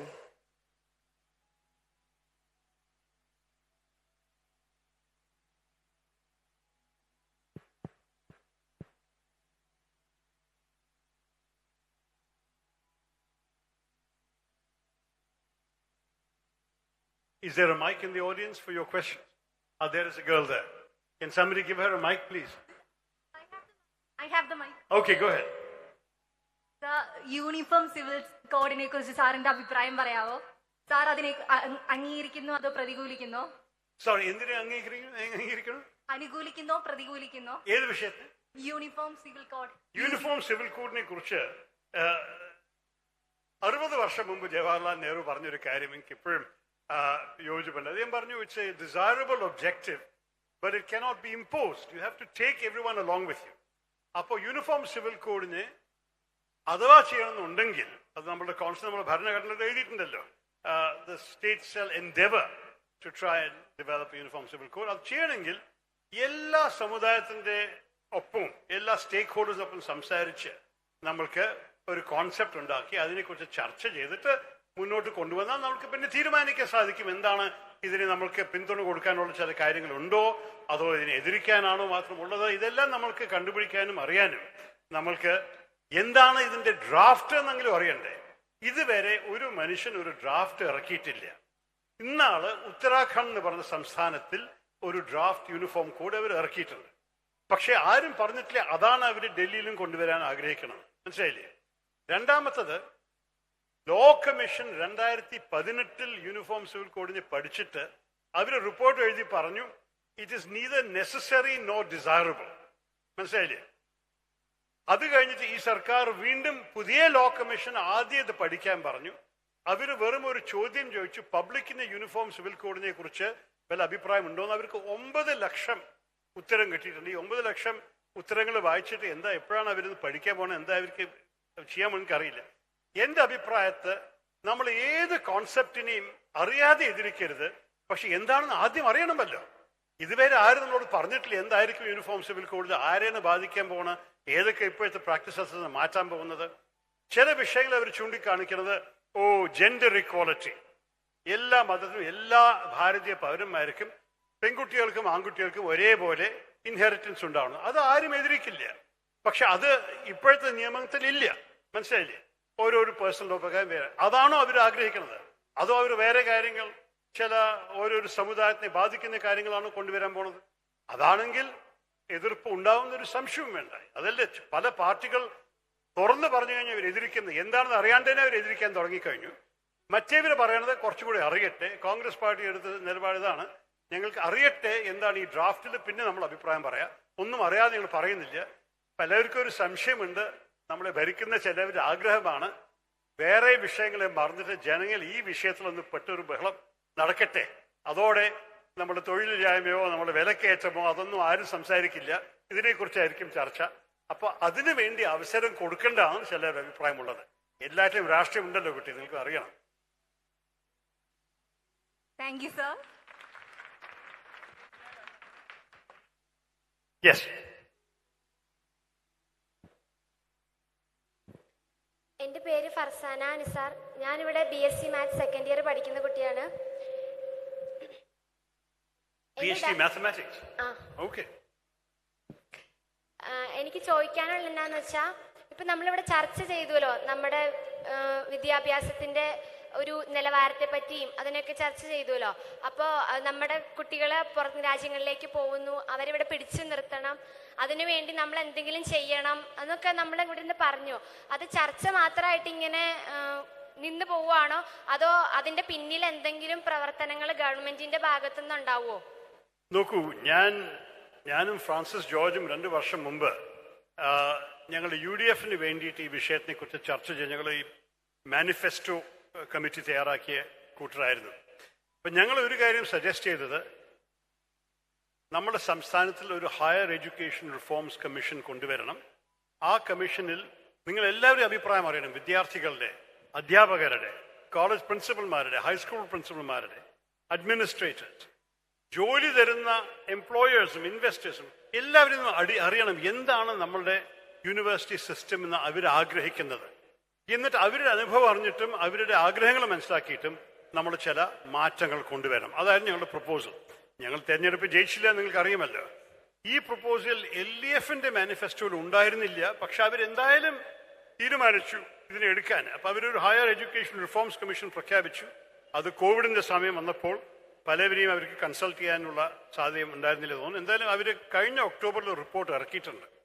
ആ റിപ്പോർട്ടിന് എന്ത് പറ്റിയേ, സംസ്ഥാന സർക്കാർ ബന്ധം ചെയ്യാൻ പോകണ്ടോ, എന്തൊക്കെയാണ് മാറ്റങ്ങൾ കൊണ്ടുവരാൻ പോകണം, നമുക്കൊരു പിടുത്തവുമില്ല. നമ്മളുടെ ഡോക്ടർ വിനി വർഗീസ് പറഞ്ഞ പോലെ എല്ലാവരും ഇവിടുന്ന് കോളേജ് ഗ്രാജുവേറ്റ് ചെയ്യുന്നവരും പലവരും സ്കൂൾ ഗ്രാജുവേറ്റ് ചെയ്യുമ്പോൾ തന്നെ ഈ നാടും ഈ സംസ്ഥാനം വിടാൻ ആഗ്രഹിക്കണം.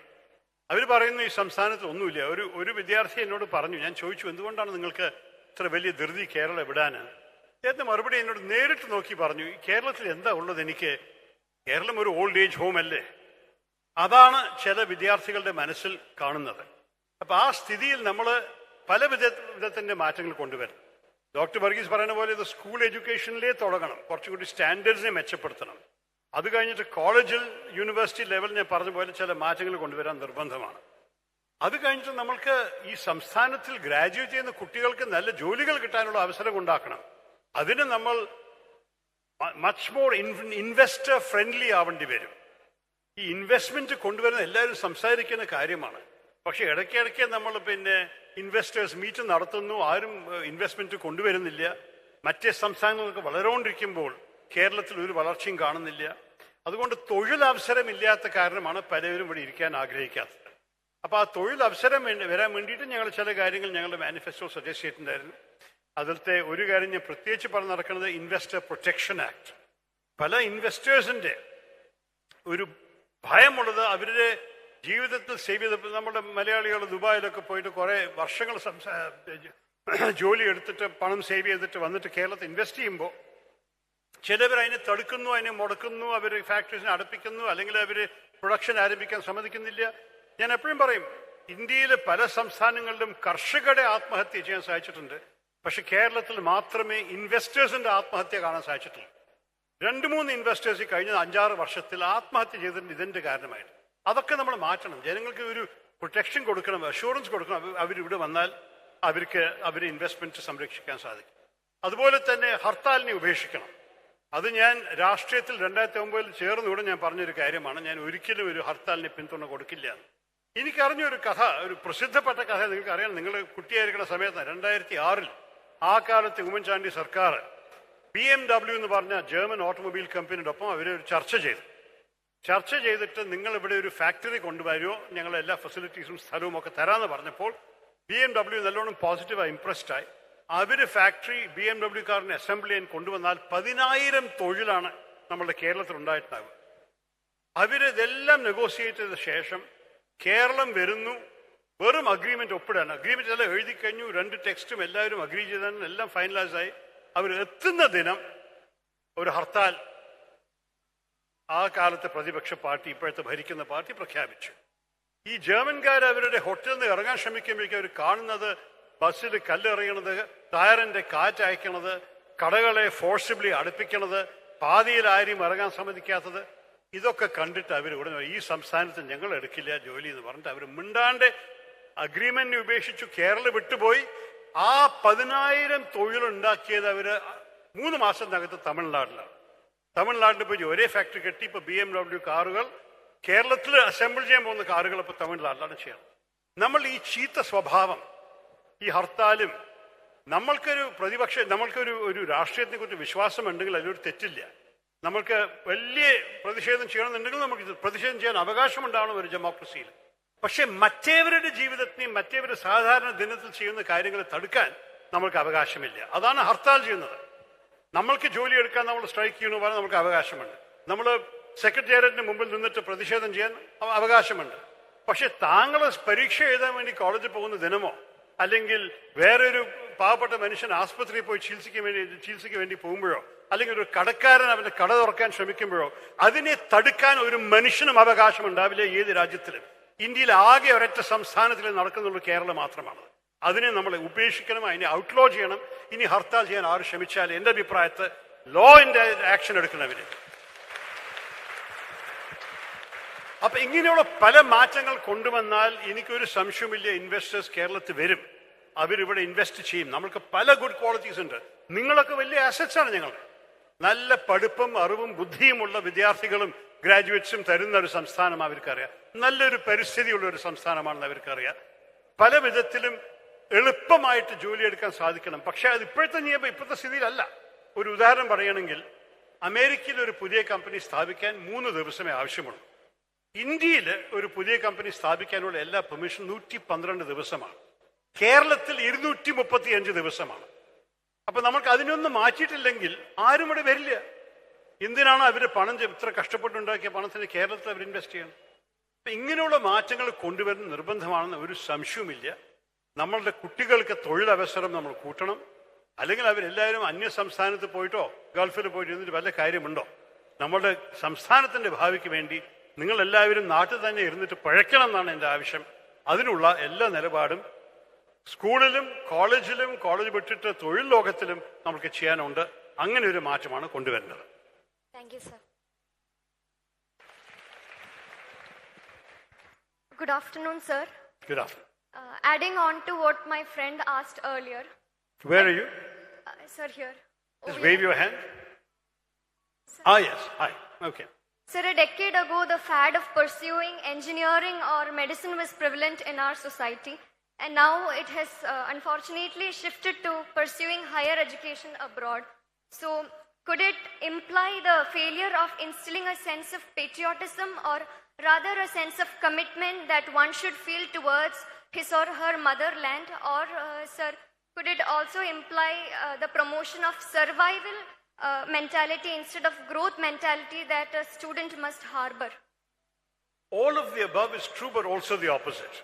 Everything you said is absolutely valid, but I can tell you about the very many students who went abroad in the 60s and 70s because they felt there were no opportunities here, who became big successes in places like Silicon Valley in America, but who then invested by giving donations to their old universities, by setting up companies in India, by recruiting Indians. You know that a lot of our growth in the IT sector came because of NRIs or non-resident Indians or people of Indian origin abroad who actually brought their money, their knowledge, their expertise into setting up companies in India. Bangalore is full of companies that were set up by Indians who studied abroad, may even have foreign passports, but still wanted to give back to their motherland. So that is also true. There was a period, I will tell you, in the first decade of the 21st century, I happened to be a minister then and I saw it all happening with my own eyes, where more students who had gone abroad came back than remained abroad. That trend has again changed. Now in the second decade and beyond, they are all going and they're staying and they don't want to come back. There is another trend that we have noticed in Kerala that worries me. When our people used to go to the Gulf and they would work there, of course the Gulf countries don't give passports. So they would remain Indian citizens, they would spend a lifetime working in the Gulf, but they would send their money home to their parents who would improve their standard of living in Kerala, build nice houses and so on. And when they retired, they would come and join their parents in Kerala, and when the parents passed away, they would remain here. Today, that is changing. What is happening is, when these people are growing up, their children in the Gulf countries are growing up and looking for opportunities for jobs in America and Canada and Australia and Europe. And when they go there, they are saying to their parents, why do you want to go back to Kerala? Please come and stay with us, be near your grandchildren. And the result is now that even the number of retired expatriate Malayalis coming back to Kerala has gone down. We were discussing before this talk about this BBC program that shows a village. Pathanamthitta district, there is a village where literally it's a ghost town. There is nobody living there because all the houses are fancy, built by expatriates, but all the expatriates have gone abroad because their children have moved to other countries. So that kind of thing is very unfortunate. I want to make it attractive for people to come back to Kerala. That would be my dream. Thank you, sir. Thank you so much. Good afternoon, sir. Sir. Okay, right. So, first of all, I must say it's a great honor and privilege to actually talk to you. We, the students of Marathanejas College, are very honored to have your presence. Thank you. So, I would like to ask you, do you think India is slowly turning into a dystopian surveillance state? Haven't we become a nation where every single word is monitored, unexpectable speech is deleted, history is rewritten or deleted? So my question to you too today is how we, the youth of India, should address this. Well, I think it hasn't fully reached that stage yet, so you should fight to prevent it. Let me say that, yes, history is attempted to be rewritten, but fortunately there are alternative histories also available, and we can fight back against those who choose to reinterpret history in their way by offering alternative views and explanations. I do it myself, and so can you. Secondly, it is wrong to say that all free speech is deleted, because in fact, if you go on social media anytime, you can see there are very strong voices raised against the government, and they should be, and that's part of democracy, it should be there. Thirdly, it's also not true that voice is totally suppressed. But I would agree with you that all these trends, there are signs of such trends that have come up in India, and if those trends reach the level that you have described, India would become a dystopian society. So the only way that we can contribute to preventing that is for each of us to stand up for our rights and the rights of those around us. If you see any of your friends being stifled for exercising their freedoms, speak up in their defense. If you see people being suffering miscarriages of justice, speak up in their defense. Even if you have people you don't agree with who are sought to be stifled or blocked, assert their right to say what they want to. I think that's the only way we can preserve our society. Now, there have to be some limits. Our constitution recognizes some limits. And we know that we are an explosive society where a careless word, if not acted against, could literally ignite riots and start deaths in our society. So because of the society we are, we have to be careful. There is no freedom to light a match near a petrol pump. And that you can't do. But certainly, you have to allow that cigarette smoker the right to light his match on the street. And similarly, we should certainly allow freedom of expression, freedom of academia, all of that, and challenge everyone who tries to restrict it. If you look at today's New Indian Express newspaper published in Kochi, I have an article on the attempt by the government to regulate so-called fake news by setting up a fact-check unit inside the government that will decide what news is fake and misleading or not. I think that's very dangerous. Many have moved the courts against it, and the Bombay High Court began hearings last week, and they're continuing right now, even as I speak. These hearings are to establish the question of, yes, fake news is a problem. Misleading information can damage society. But should the government be the ones preventing it, or should we follow the best practices of other democracies and create independent regulators who will control it? I have written very strongly in favor of regulating fake news without eroding freedom of the press. We have to ensure that our freedom of the press is protected. So that's the kind of balance we constantly have to strike in our democracy. Thank you, sir. Thank you. Thank you, sir. Due to time constraints, we will have one last question in this interactive session. There was a young girl standing up here. Was she in a pink dress? Is that? Yeah, that was you. She was standing up 2 or 3 times and somebody, do you have the mic in your hand? Hello, sir. Okay, I'll take 2 more then. I'll take the gentleman there and the lady in the front. Good afternoon, sir. My name is Steve and I'm a student studying in +2 in Marathanesh's International School. Okay. So what is your opinion on the new education policy? Is it going to have a positive impact? Because our basic education system is doing currently well, but our higher education system is lacking behind in Kerala. Well, our school education system is basically sound. The foundations are sound, but there are a couple of problems. And one problem definitely is with the current state syllabus exam system, where the markings are so absurdly lenient that practically everybody gets a first class and 99%.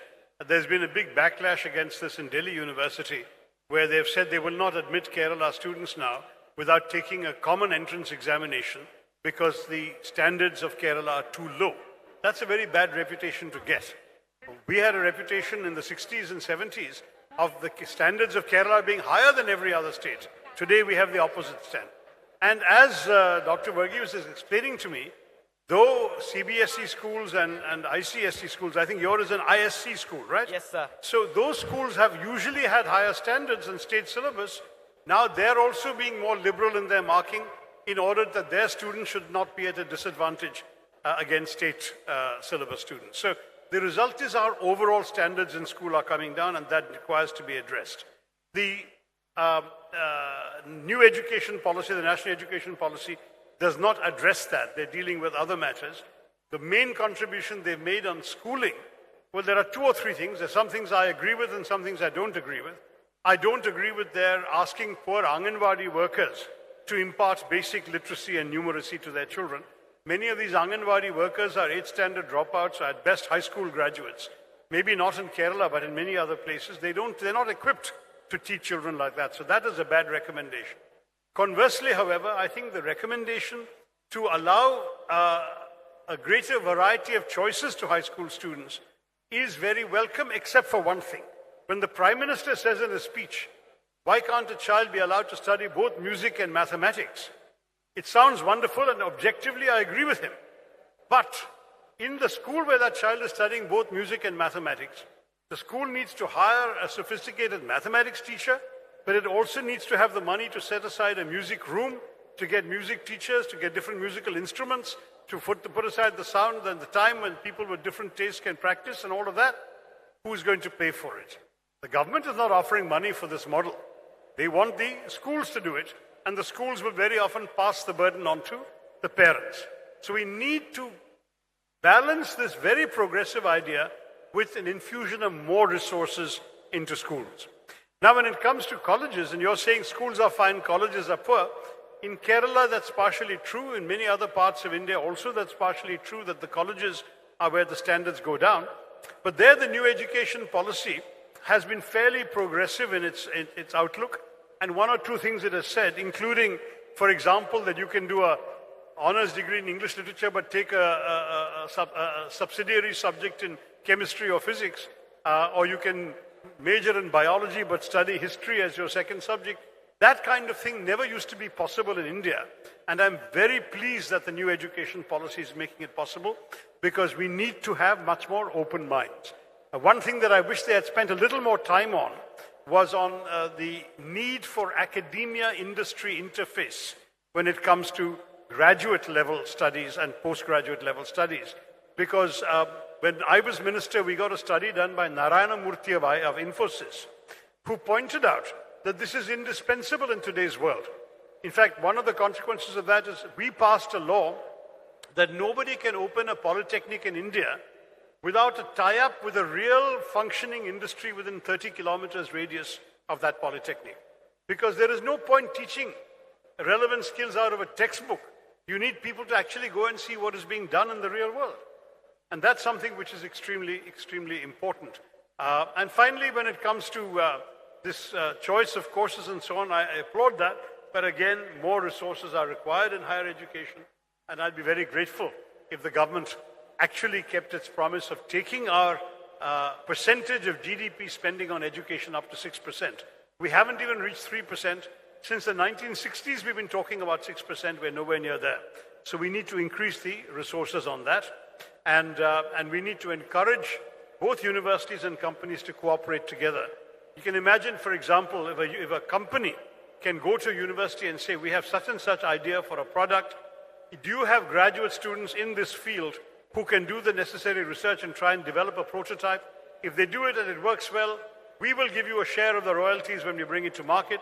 If it doesn't work well, you lose nothing because we are going to finance that research. That kind of thing happens in America all the time. It hardly ever happens in India. So we need to bring all of that. One very idea that I got when I was conducting consultations on the manifesto in Kerala was from a girl student at a girls' college in Kochi, who said, why can't we have a situation of online internships with companies even while we are studying in college? And that was an excellent idea. So you're studying in college, you always have 2-3 hours to spare, maybe up to 4 hours a day you can devote to a company by doing online work for them, online research for them, writing papers, solving problems, writing correspondence, whatever it may be.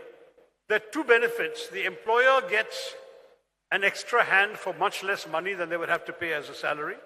The student gets relevant experience and an internship to put on the CV. But equally, the student gets an awareness of the kind of work that's available in the real world, and they may actually form a relationship with a company that they can then take into a job after they graduate. Or they can decide they don't like this field or they don't like this company, and they've also learned something that way. So either way, it struck me as a very good idea, and we put that into the manifesto as well. That is campus-level internships with companies. So we can do that kind of thing if we are imaginative enough, give people more connections to the real world. I'm very happy to support that. Okay, sir. Thank you. Thank you. So one last question for the young lady.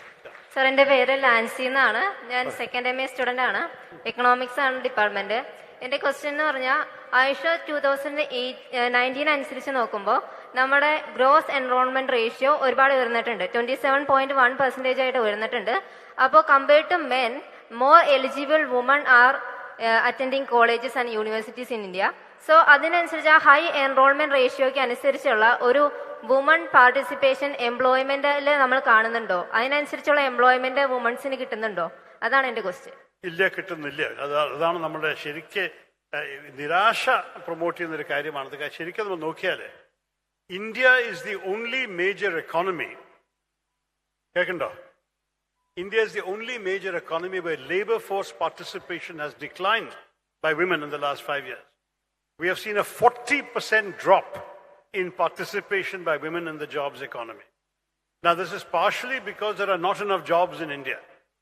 തൊഴിലില്ലെങ്കിൽ ചുരുങ്ങിയ തൊഴിലുള്ള competition ചെയ്യുമ്പോൾ സ്ത്രീകൾ പറയുന്നു ഭർത്താക്കന്മാർ ചെയ്യട്ടെ, ഞങ്ങളുടെ brothers സഹോദരന്മാർ ചെയ്യട്ടെ, ഞങ്ങൾ ചെയ്യുന്നില്ല എന്നാണ് അവർ വിചാരം. പക്ഷെ ഇത്ര വലിയൊരു വീഴ്ച വേറെ ഏത് രാജ്യത്തിലും ഉണ്ടായിട്ടില്ല.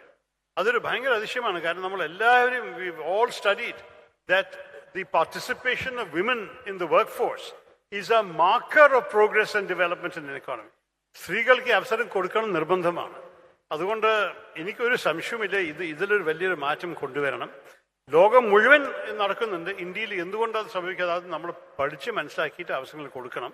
പക്ഷെ പല കാര്യത്തിലും ഞാൻ കണ്ടുപിടിച്ചിട്ടുണ്ട്. ഫോർ എക്സാമ്പിൾ, സർക്കാർ ചിലപ്പോൾ പറയും, പ്രത്യേകിച്ച് നമ്മുടെ കേന്ദ്ര സർക്കാർ പറയും, സ്ത്രീകൾക്ക് തൊഴിൽ കിട്ടിയിട്ടില്ലെങ്കിൽ അവർ സ്വന്തം ബിസിനസ് സ്റ്റാർട്ട് ചെയ്തോട്ടെ, ഞങ്ങൾ സഹായിക്കാൻ തയ്യാറാണല്ലോ. സ്റ്റാർട്ടപ്പ് ഇന്ത്യ സ്കീമിലോ വിമൻ ഓൺട്രപ്രണർ സ്കീമിലോ ഈ മൈക്രോ ഫൈനാൻസ് ബാങ്ക് ഉണ്ടാക്കിയിട്ടുണ്ടല്ലോ അവര്, മഹിളകൾക്ക് പ്രത്യേകിച്ച് ലോൺസ് കൊടുക്കാൻ. ഇതൊക്കെ അവർ അവസരം എടുത്തുവിടുക.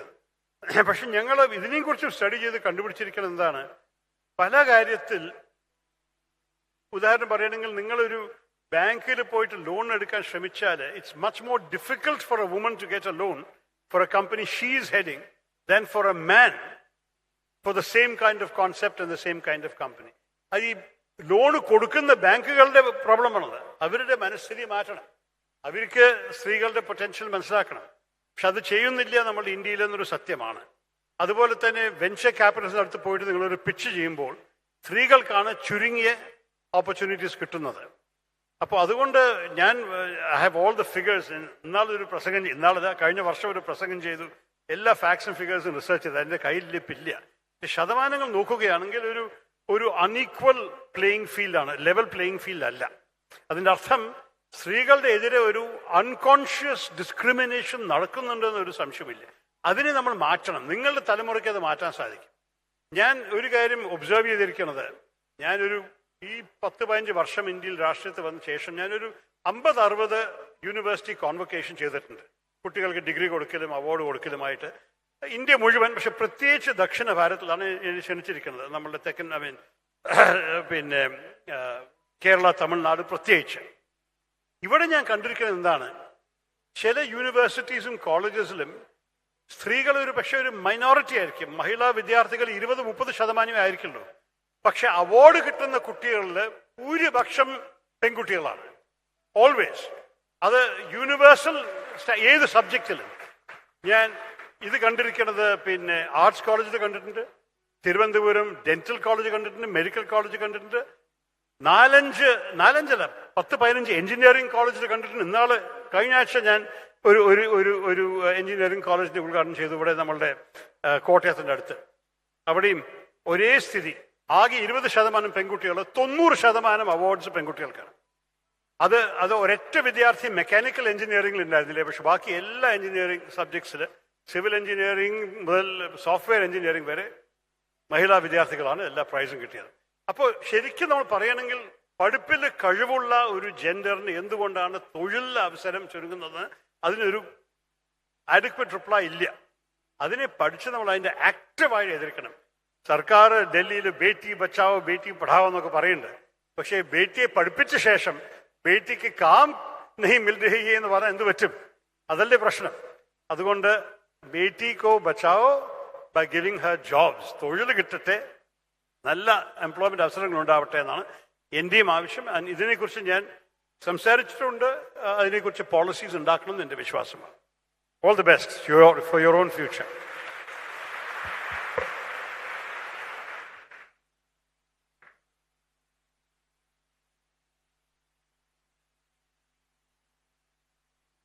Good afternoon, sir. I'm Neetu Salam. I'm a faculty in economics department in MA College. So, sir, I would like to ask one question. See, in higher educational institutions, we can see how much they are exclusive in nature. How much? Exclusive, not inclusive in nature. So, how this exclusiveness, is this a policy of education? If the education policy is not inclusive in nature, how can it lead to employability? No, as I said in my speech, access to those who have been excluded, the marginalized, the unfortunate. In fact, at one point, gender was also an issue. Many women were not going to colleges, particularly from some communities where the families were more disapproving of women going out to work. All of that is gradually changing, and in Kerala, it's changed very rapidly. Kerala, for example, literacy and advancement in the educational sphere is actually equal between women and men. Starting with literacy and all the way up to education qualifications, women are exactly at the same level as men in Kerala. Unlike, for example, many states in the north where the disparity is great. Even nationally, if you just look at literacy figures, 82% male literacy, only 70% female literacy. So there is a gap because women are not being treated. In Kerala, there is no gap. So in many ways, you can argue that at that level, we have succeeded on overcoming gender discrimination. Have we succeeded in overcoming caste discrimination? Have we succeeded in overcoming discrimination against tribals? Have we been able to exclude people from economically poor communities? Have we been able to include them, I beg your pardon? And the short answer is not enough. Yes, there is more opportunity, definitely, but there are problems. I mean, the whole tragic Rohit Vemula suicide a few years ago is a reminder that there are still very serious problems and challenges in our society. Now, what do we do about it? I mean, to my mind, inclusiveness is absolutely fundamental, sine qua non, in a democracy like ours with the disparities that we're living with. It is absolutely indispensable that we must have more inclusiveness. And therefore, I would say that it's a question of government policy, it's a question of college policy. Dr. Varghese is pointing out that the last 4 principals of this college have all been women. So those who are making these decisions have to make an effort to recognize talent in other genders, in other castes, in other religious groups, in other excluded communities. Because God distributes brains equally. How the brains develop is a function of opportunity. And opportunities are unequal in our society, in every society, and therefore we have to make a conscious effort to restore the balance and equalize them much more. So I'm with you on that. I think definitely it does affect quality of anything when it's restricted to a small club. I'll give you a totally different example since you're all sports fans. I'm a cricket fanatic. And I grew up in a time when India routinely lost matches against the strong teams. In those days, cricket was an elite, exclusive gentleman's game, played in the clubs and gymkhanas of the fancy big cities. Then cricket started getting democratized. And today, most of the team consists of people from really humble backgrounds. Right now, there is a test match going on in the West Indies. We have a star young batsman who scored a century on his test debut. This was the son of a pani puri seller. He helped his father sell pani puris, these little puris with potato in them and so on. He had no home. He had to sleep under the shade in the grounds where he learned his game. From such a humble background, he's now become the biggest batting star. Similarly, Mahendra Singh Dhoni, our legendary captain today, he's retired now. He was a ticket collector on the train. The suburban trains in Jharkhand was collecting tickets. If you look at the fast bowler who's leading our attack today, is a man called Mohammad Siraj from Hyderabad. His father was a rickshaw puller. They could not afford a home until Mohammad Siraj did so well in cricket that with his first IPL salary, he built a home for his parents. So these are the kinds of people, they have hunger, they have talent. So by making cricket less exclusive, we have obviously improved the quality till we are one of the best teams in the world. You see the difference. Why can't that happen to education and to our society? Make it more open, let people from all backgrounds come in, and you will find that quality will inevitably go up. As I mentioned earlier, due to time constraints, we are concluding our interactive session. I would like to thank Dr. Shashi Tharoor MP for your insights and for providing thoughtful responses to our queries. Thank you. I request all of you to give a loud round of applause for the enigmatic force of intellect, Dr. Shashi Tharoor MP. Thank you all very much. Those of you who stayed, you've been a wonderful audience. Thank you. Excellent questions as well. Much appreciated. Good luck to everyone here today.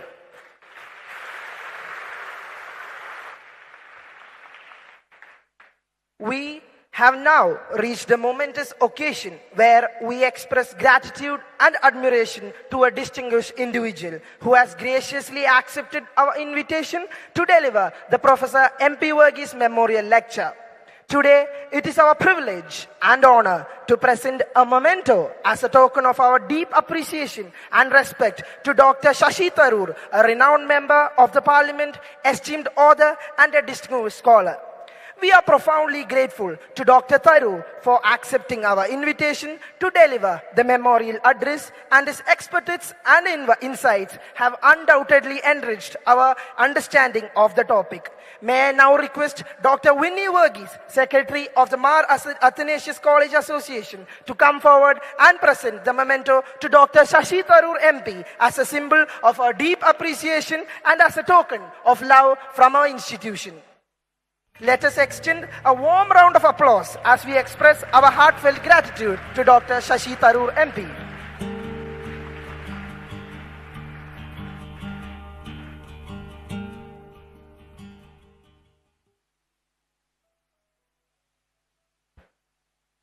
Moving on, we have again reached a moment of great significance, the distribution of the prestigious Professor MP Varghese Scholarship. It is with immense pride and pleasure that I stand before you to announce this year's recipient of Professor MP Varghese Scholarship. This scholarship, in honor of the esteemed professor, aims to recognize and support outstanding students who embody the spirit of intellectual curiosity and dedication to their studies. Without no further ado, I invite Ms. Alfia Ibrahim, second-year student pursuing a bachelor's degree in economics, to receive the Professor MP Varghese Scholarship. May I invite Dr. Tharoor for presenting the scholarship to Ms. Alfia Ibrahim. Please give a loud round of applause to Ms. Alfia Ibrahim of 2nd BA Economics for being the recipient of this year's Professor MP Varghese Scholarship.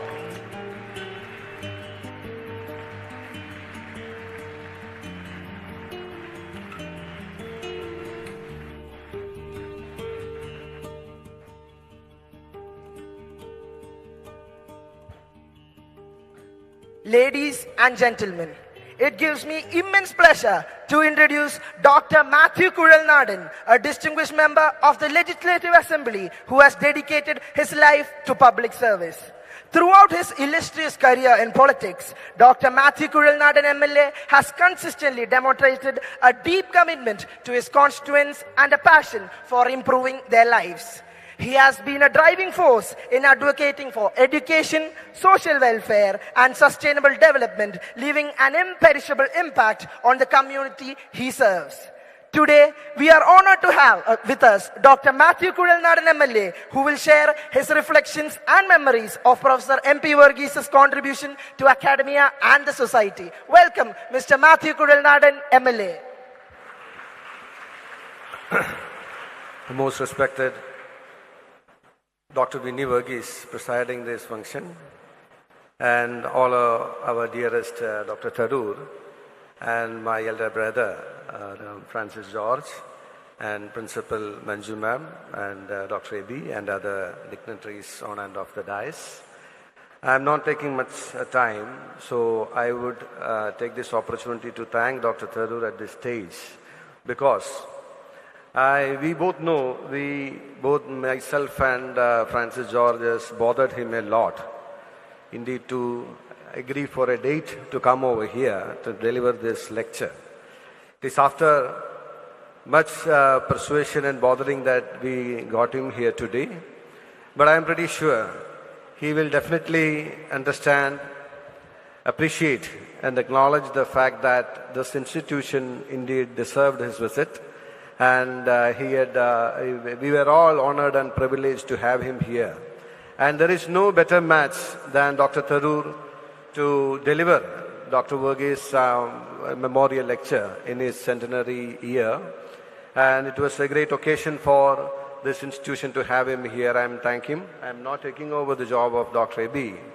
But I will just conclude myself taking one leaf out of our Dr. Tharoor's lecture.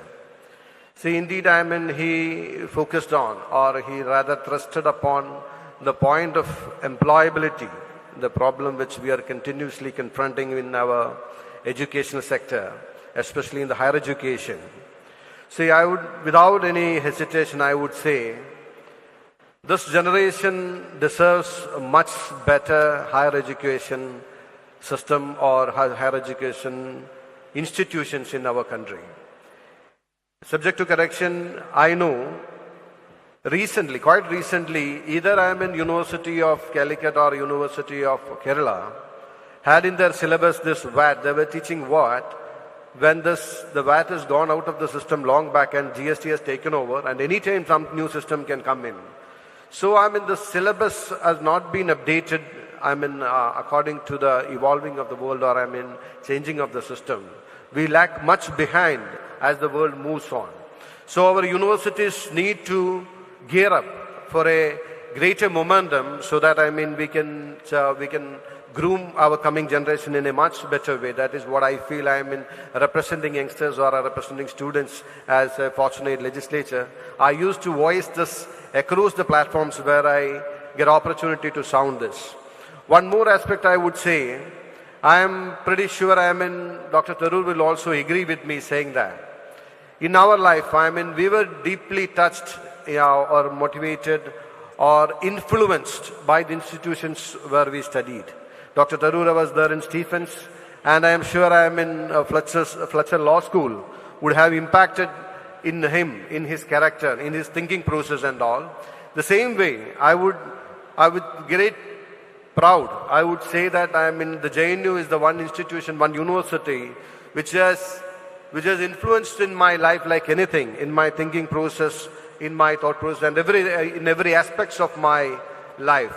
But now, increasingly, this fundamental thinking and narrow thoughts are being taking over the public space as well as the universities in an aggressive manner, which need to be debated, which need to be protected.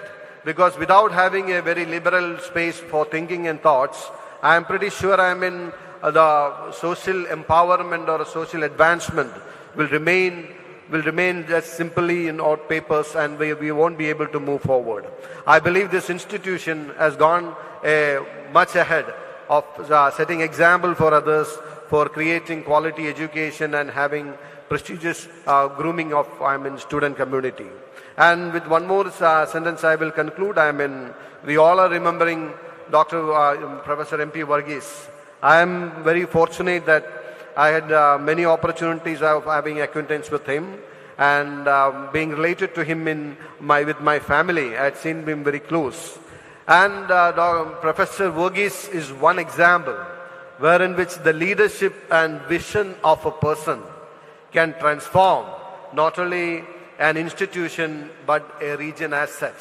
I don't say this Kodamangalam alone, but I am pretty sure his vision and his leadership has gone down with great influence and transformed the entire Kodamangalam and surroundings to have such a prestigious institution. We are very proud, and there is no need to be on the political hierarchies to create such legendary examples. Professor Varghese had always been an inspiration and motivation for will remain, and a legendary example motivating and inspiring generations to come. And I thank Dr. Vinny Varghese for inviting me as well for this occasion. I am also personally indebted to this prestigious institution where I did my pre-degree studies, and I was also a proud alumni of this institution. And I wish you all the very best, and thank you everyone for this opportunity. Thank you.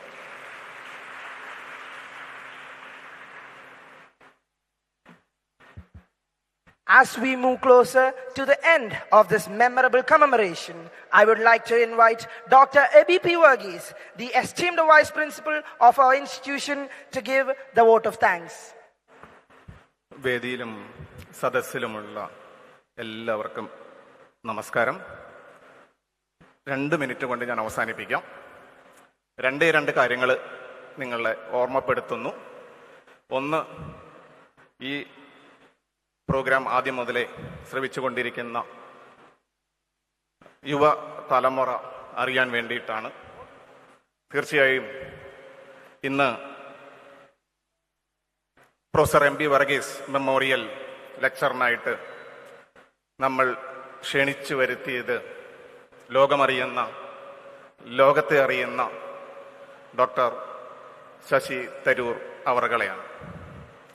ഈ അവസരത്തിൽ നിൽക്കുമ്പോൾ professor M.P. Varghese sir 67 വർഷം മുമ്പ് ഇങ്ങനെ ഒരു അവസരത്തിൽ ആലോചിച്ചത് എന്താണെന്ന് കൂടി ഓർക്കുന്നത് നന്നായിരിക്കും.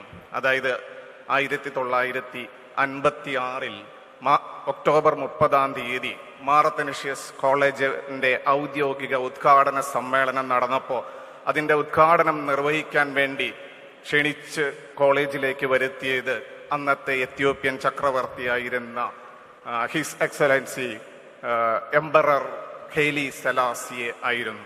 എന്താണ് അതിവിടെ പറയാനുള്ള കാരണം എന്ന് ചോദിച്ചാൽ 1962 ഈ ഹെയ്ലി സെലാസി ചക്രവർത്തി അദ്ദേഹം താമസിച്ചിരുന്ന അദ്ദേഹത്തിൻ്റെ രാജകൊട്ടാരം ഇന്ന് ആഡിസ് അബാബ നാഷണൽ യൂണിവേഴ്സിറ്റി എന്നറിയപ്പെടുന്ന യൂണിവേഴ്സിറ്റിയുടെ ആസ്ഥാന മന്ദിരത്തിന് വിട്ടുകൊടുത്തിട്ട് അദ്ദേഹം ഒരു മൺകുടിലേക്ക് താമസം മാറി.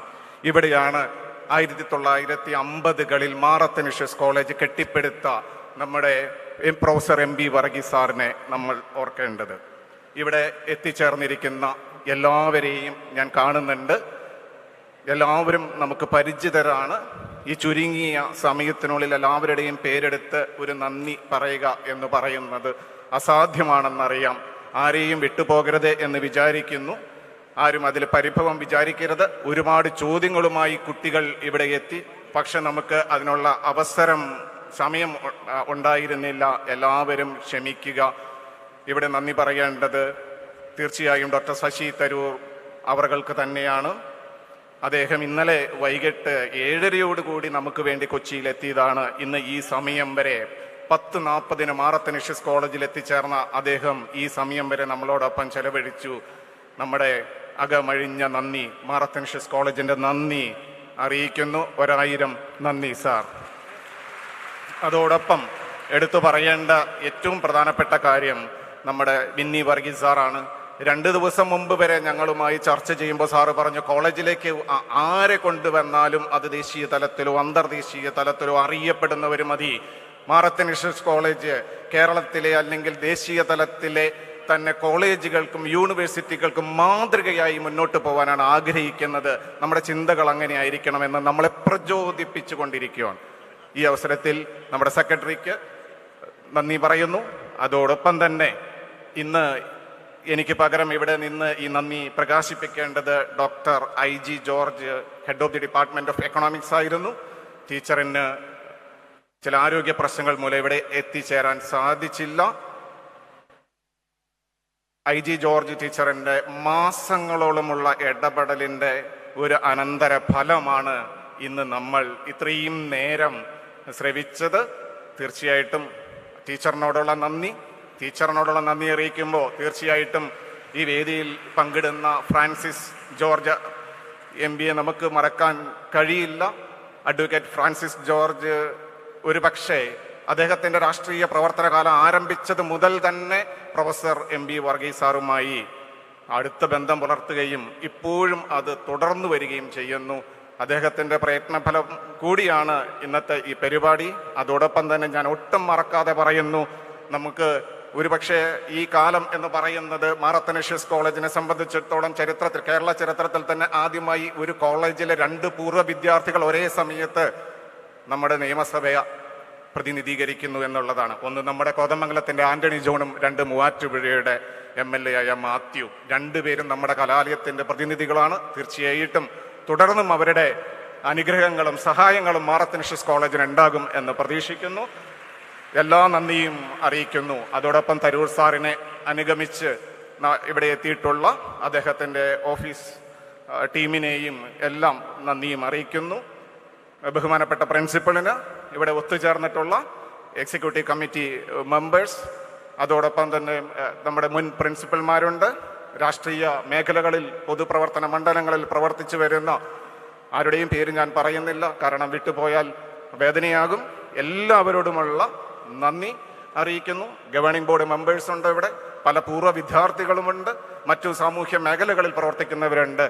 എല്ലാവരെയും ഒരുമിച്ച് നന്ദി അറിയിക്കുന്നു. ഈ പ്രോഗ്രാം ഇത്രയും ഭംഗിയായി എനിക്ക് തോന്നുന്നത് കോവിഡിന് ശേഷം മാർ അത്തനേഷ്യസ് കോളേജിൽ നടന്ന ഏറ്റവും മനോഹരമായ ഒരു പരിപാടിയാണ് ഇന്നത്തേത്. അത് എക്കണോമിക്സ് ഡിപ്പാർട്ട്മെന്റിന് അതിൻ്റെ ക്രെഡിറ്റ് തീർച്ചയായിട്ടും അവകാശപ്പെട്ടതാണ്. IG മിസ്സിന് തീർച്ചയായിട്ടും അവകാശപ്പെട്ടതാണ്.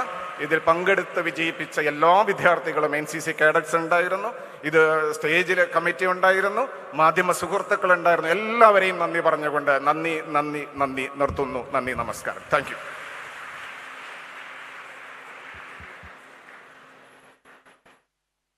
Through inspiring speeches, heartfelt remembrances, and a profound celebration of academic excellence, we have paid tribute to a remarkable individual whose contributions have left an indelible mark on our institution and society at large.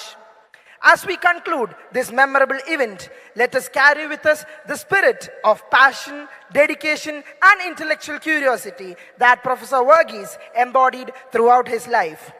With hearts full of gratitude and minds enriched by their insightful discussions, we invite you to rise for the national anthem.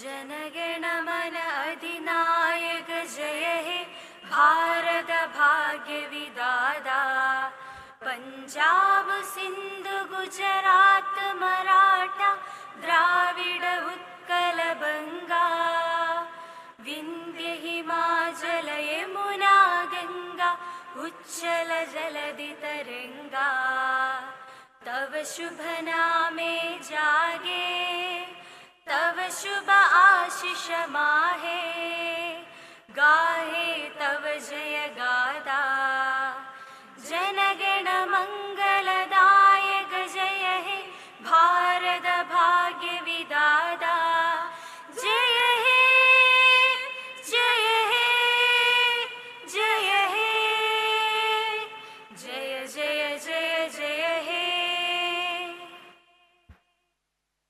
Thank you all once again for being part of this extraordinary commemoration. May we continue to uphold the values and knowledge, compassion and lifelong learning that Professor MP Varghese cherished. Thank you all and have a nice day ahead.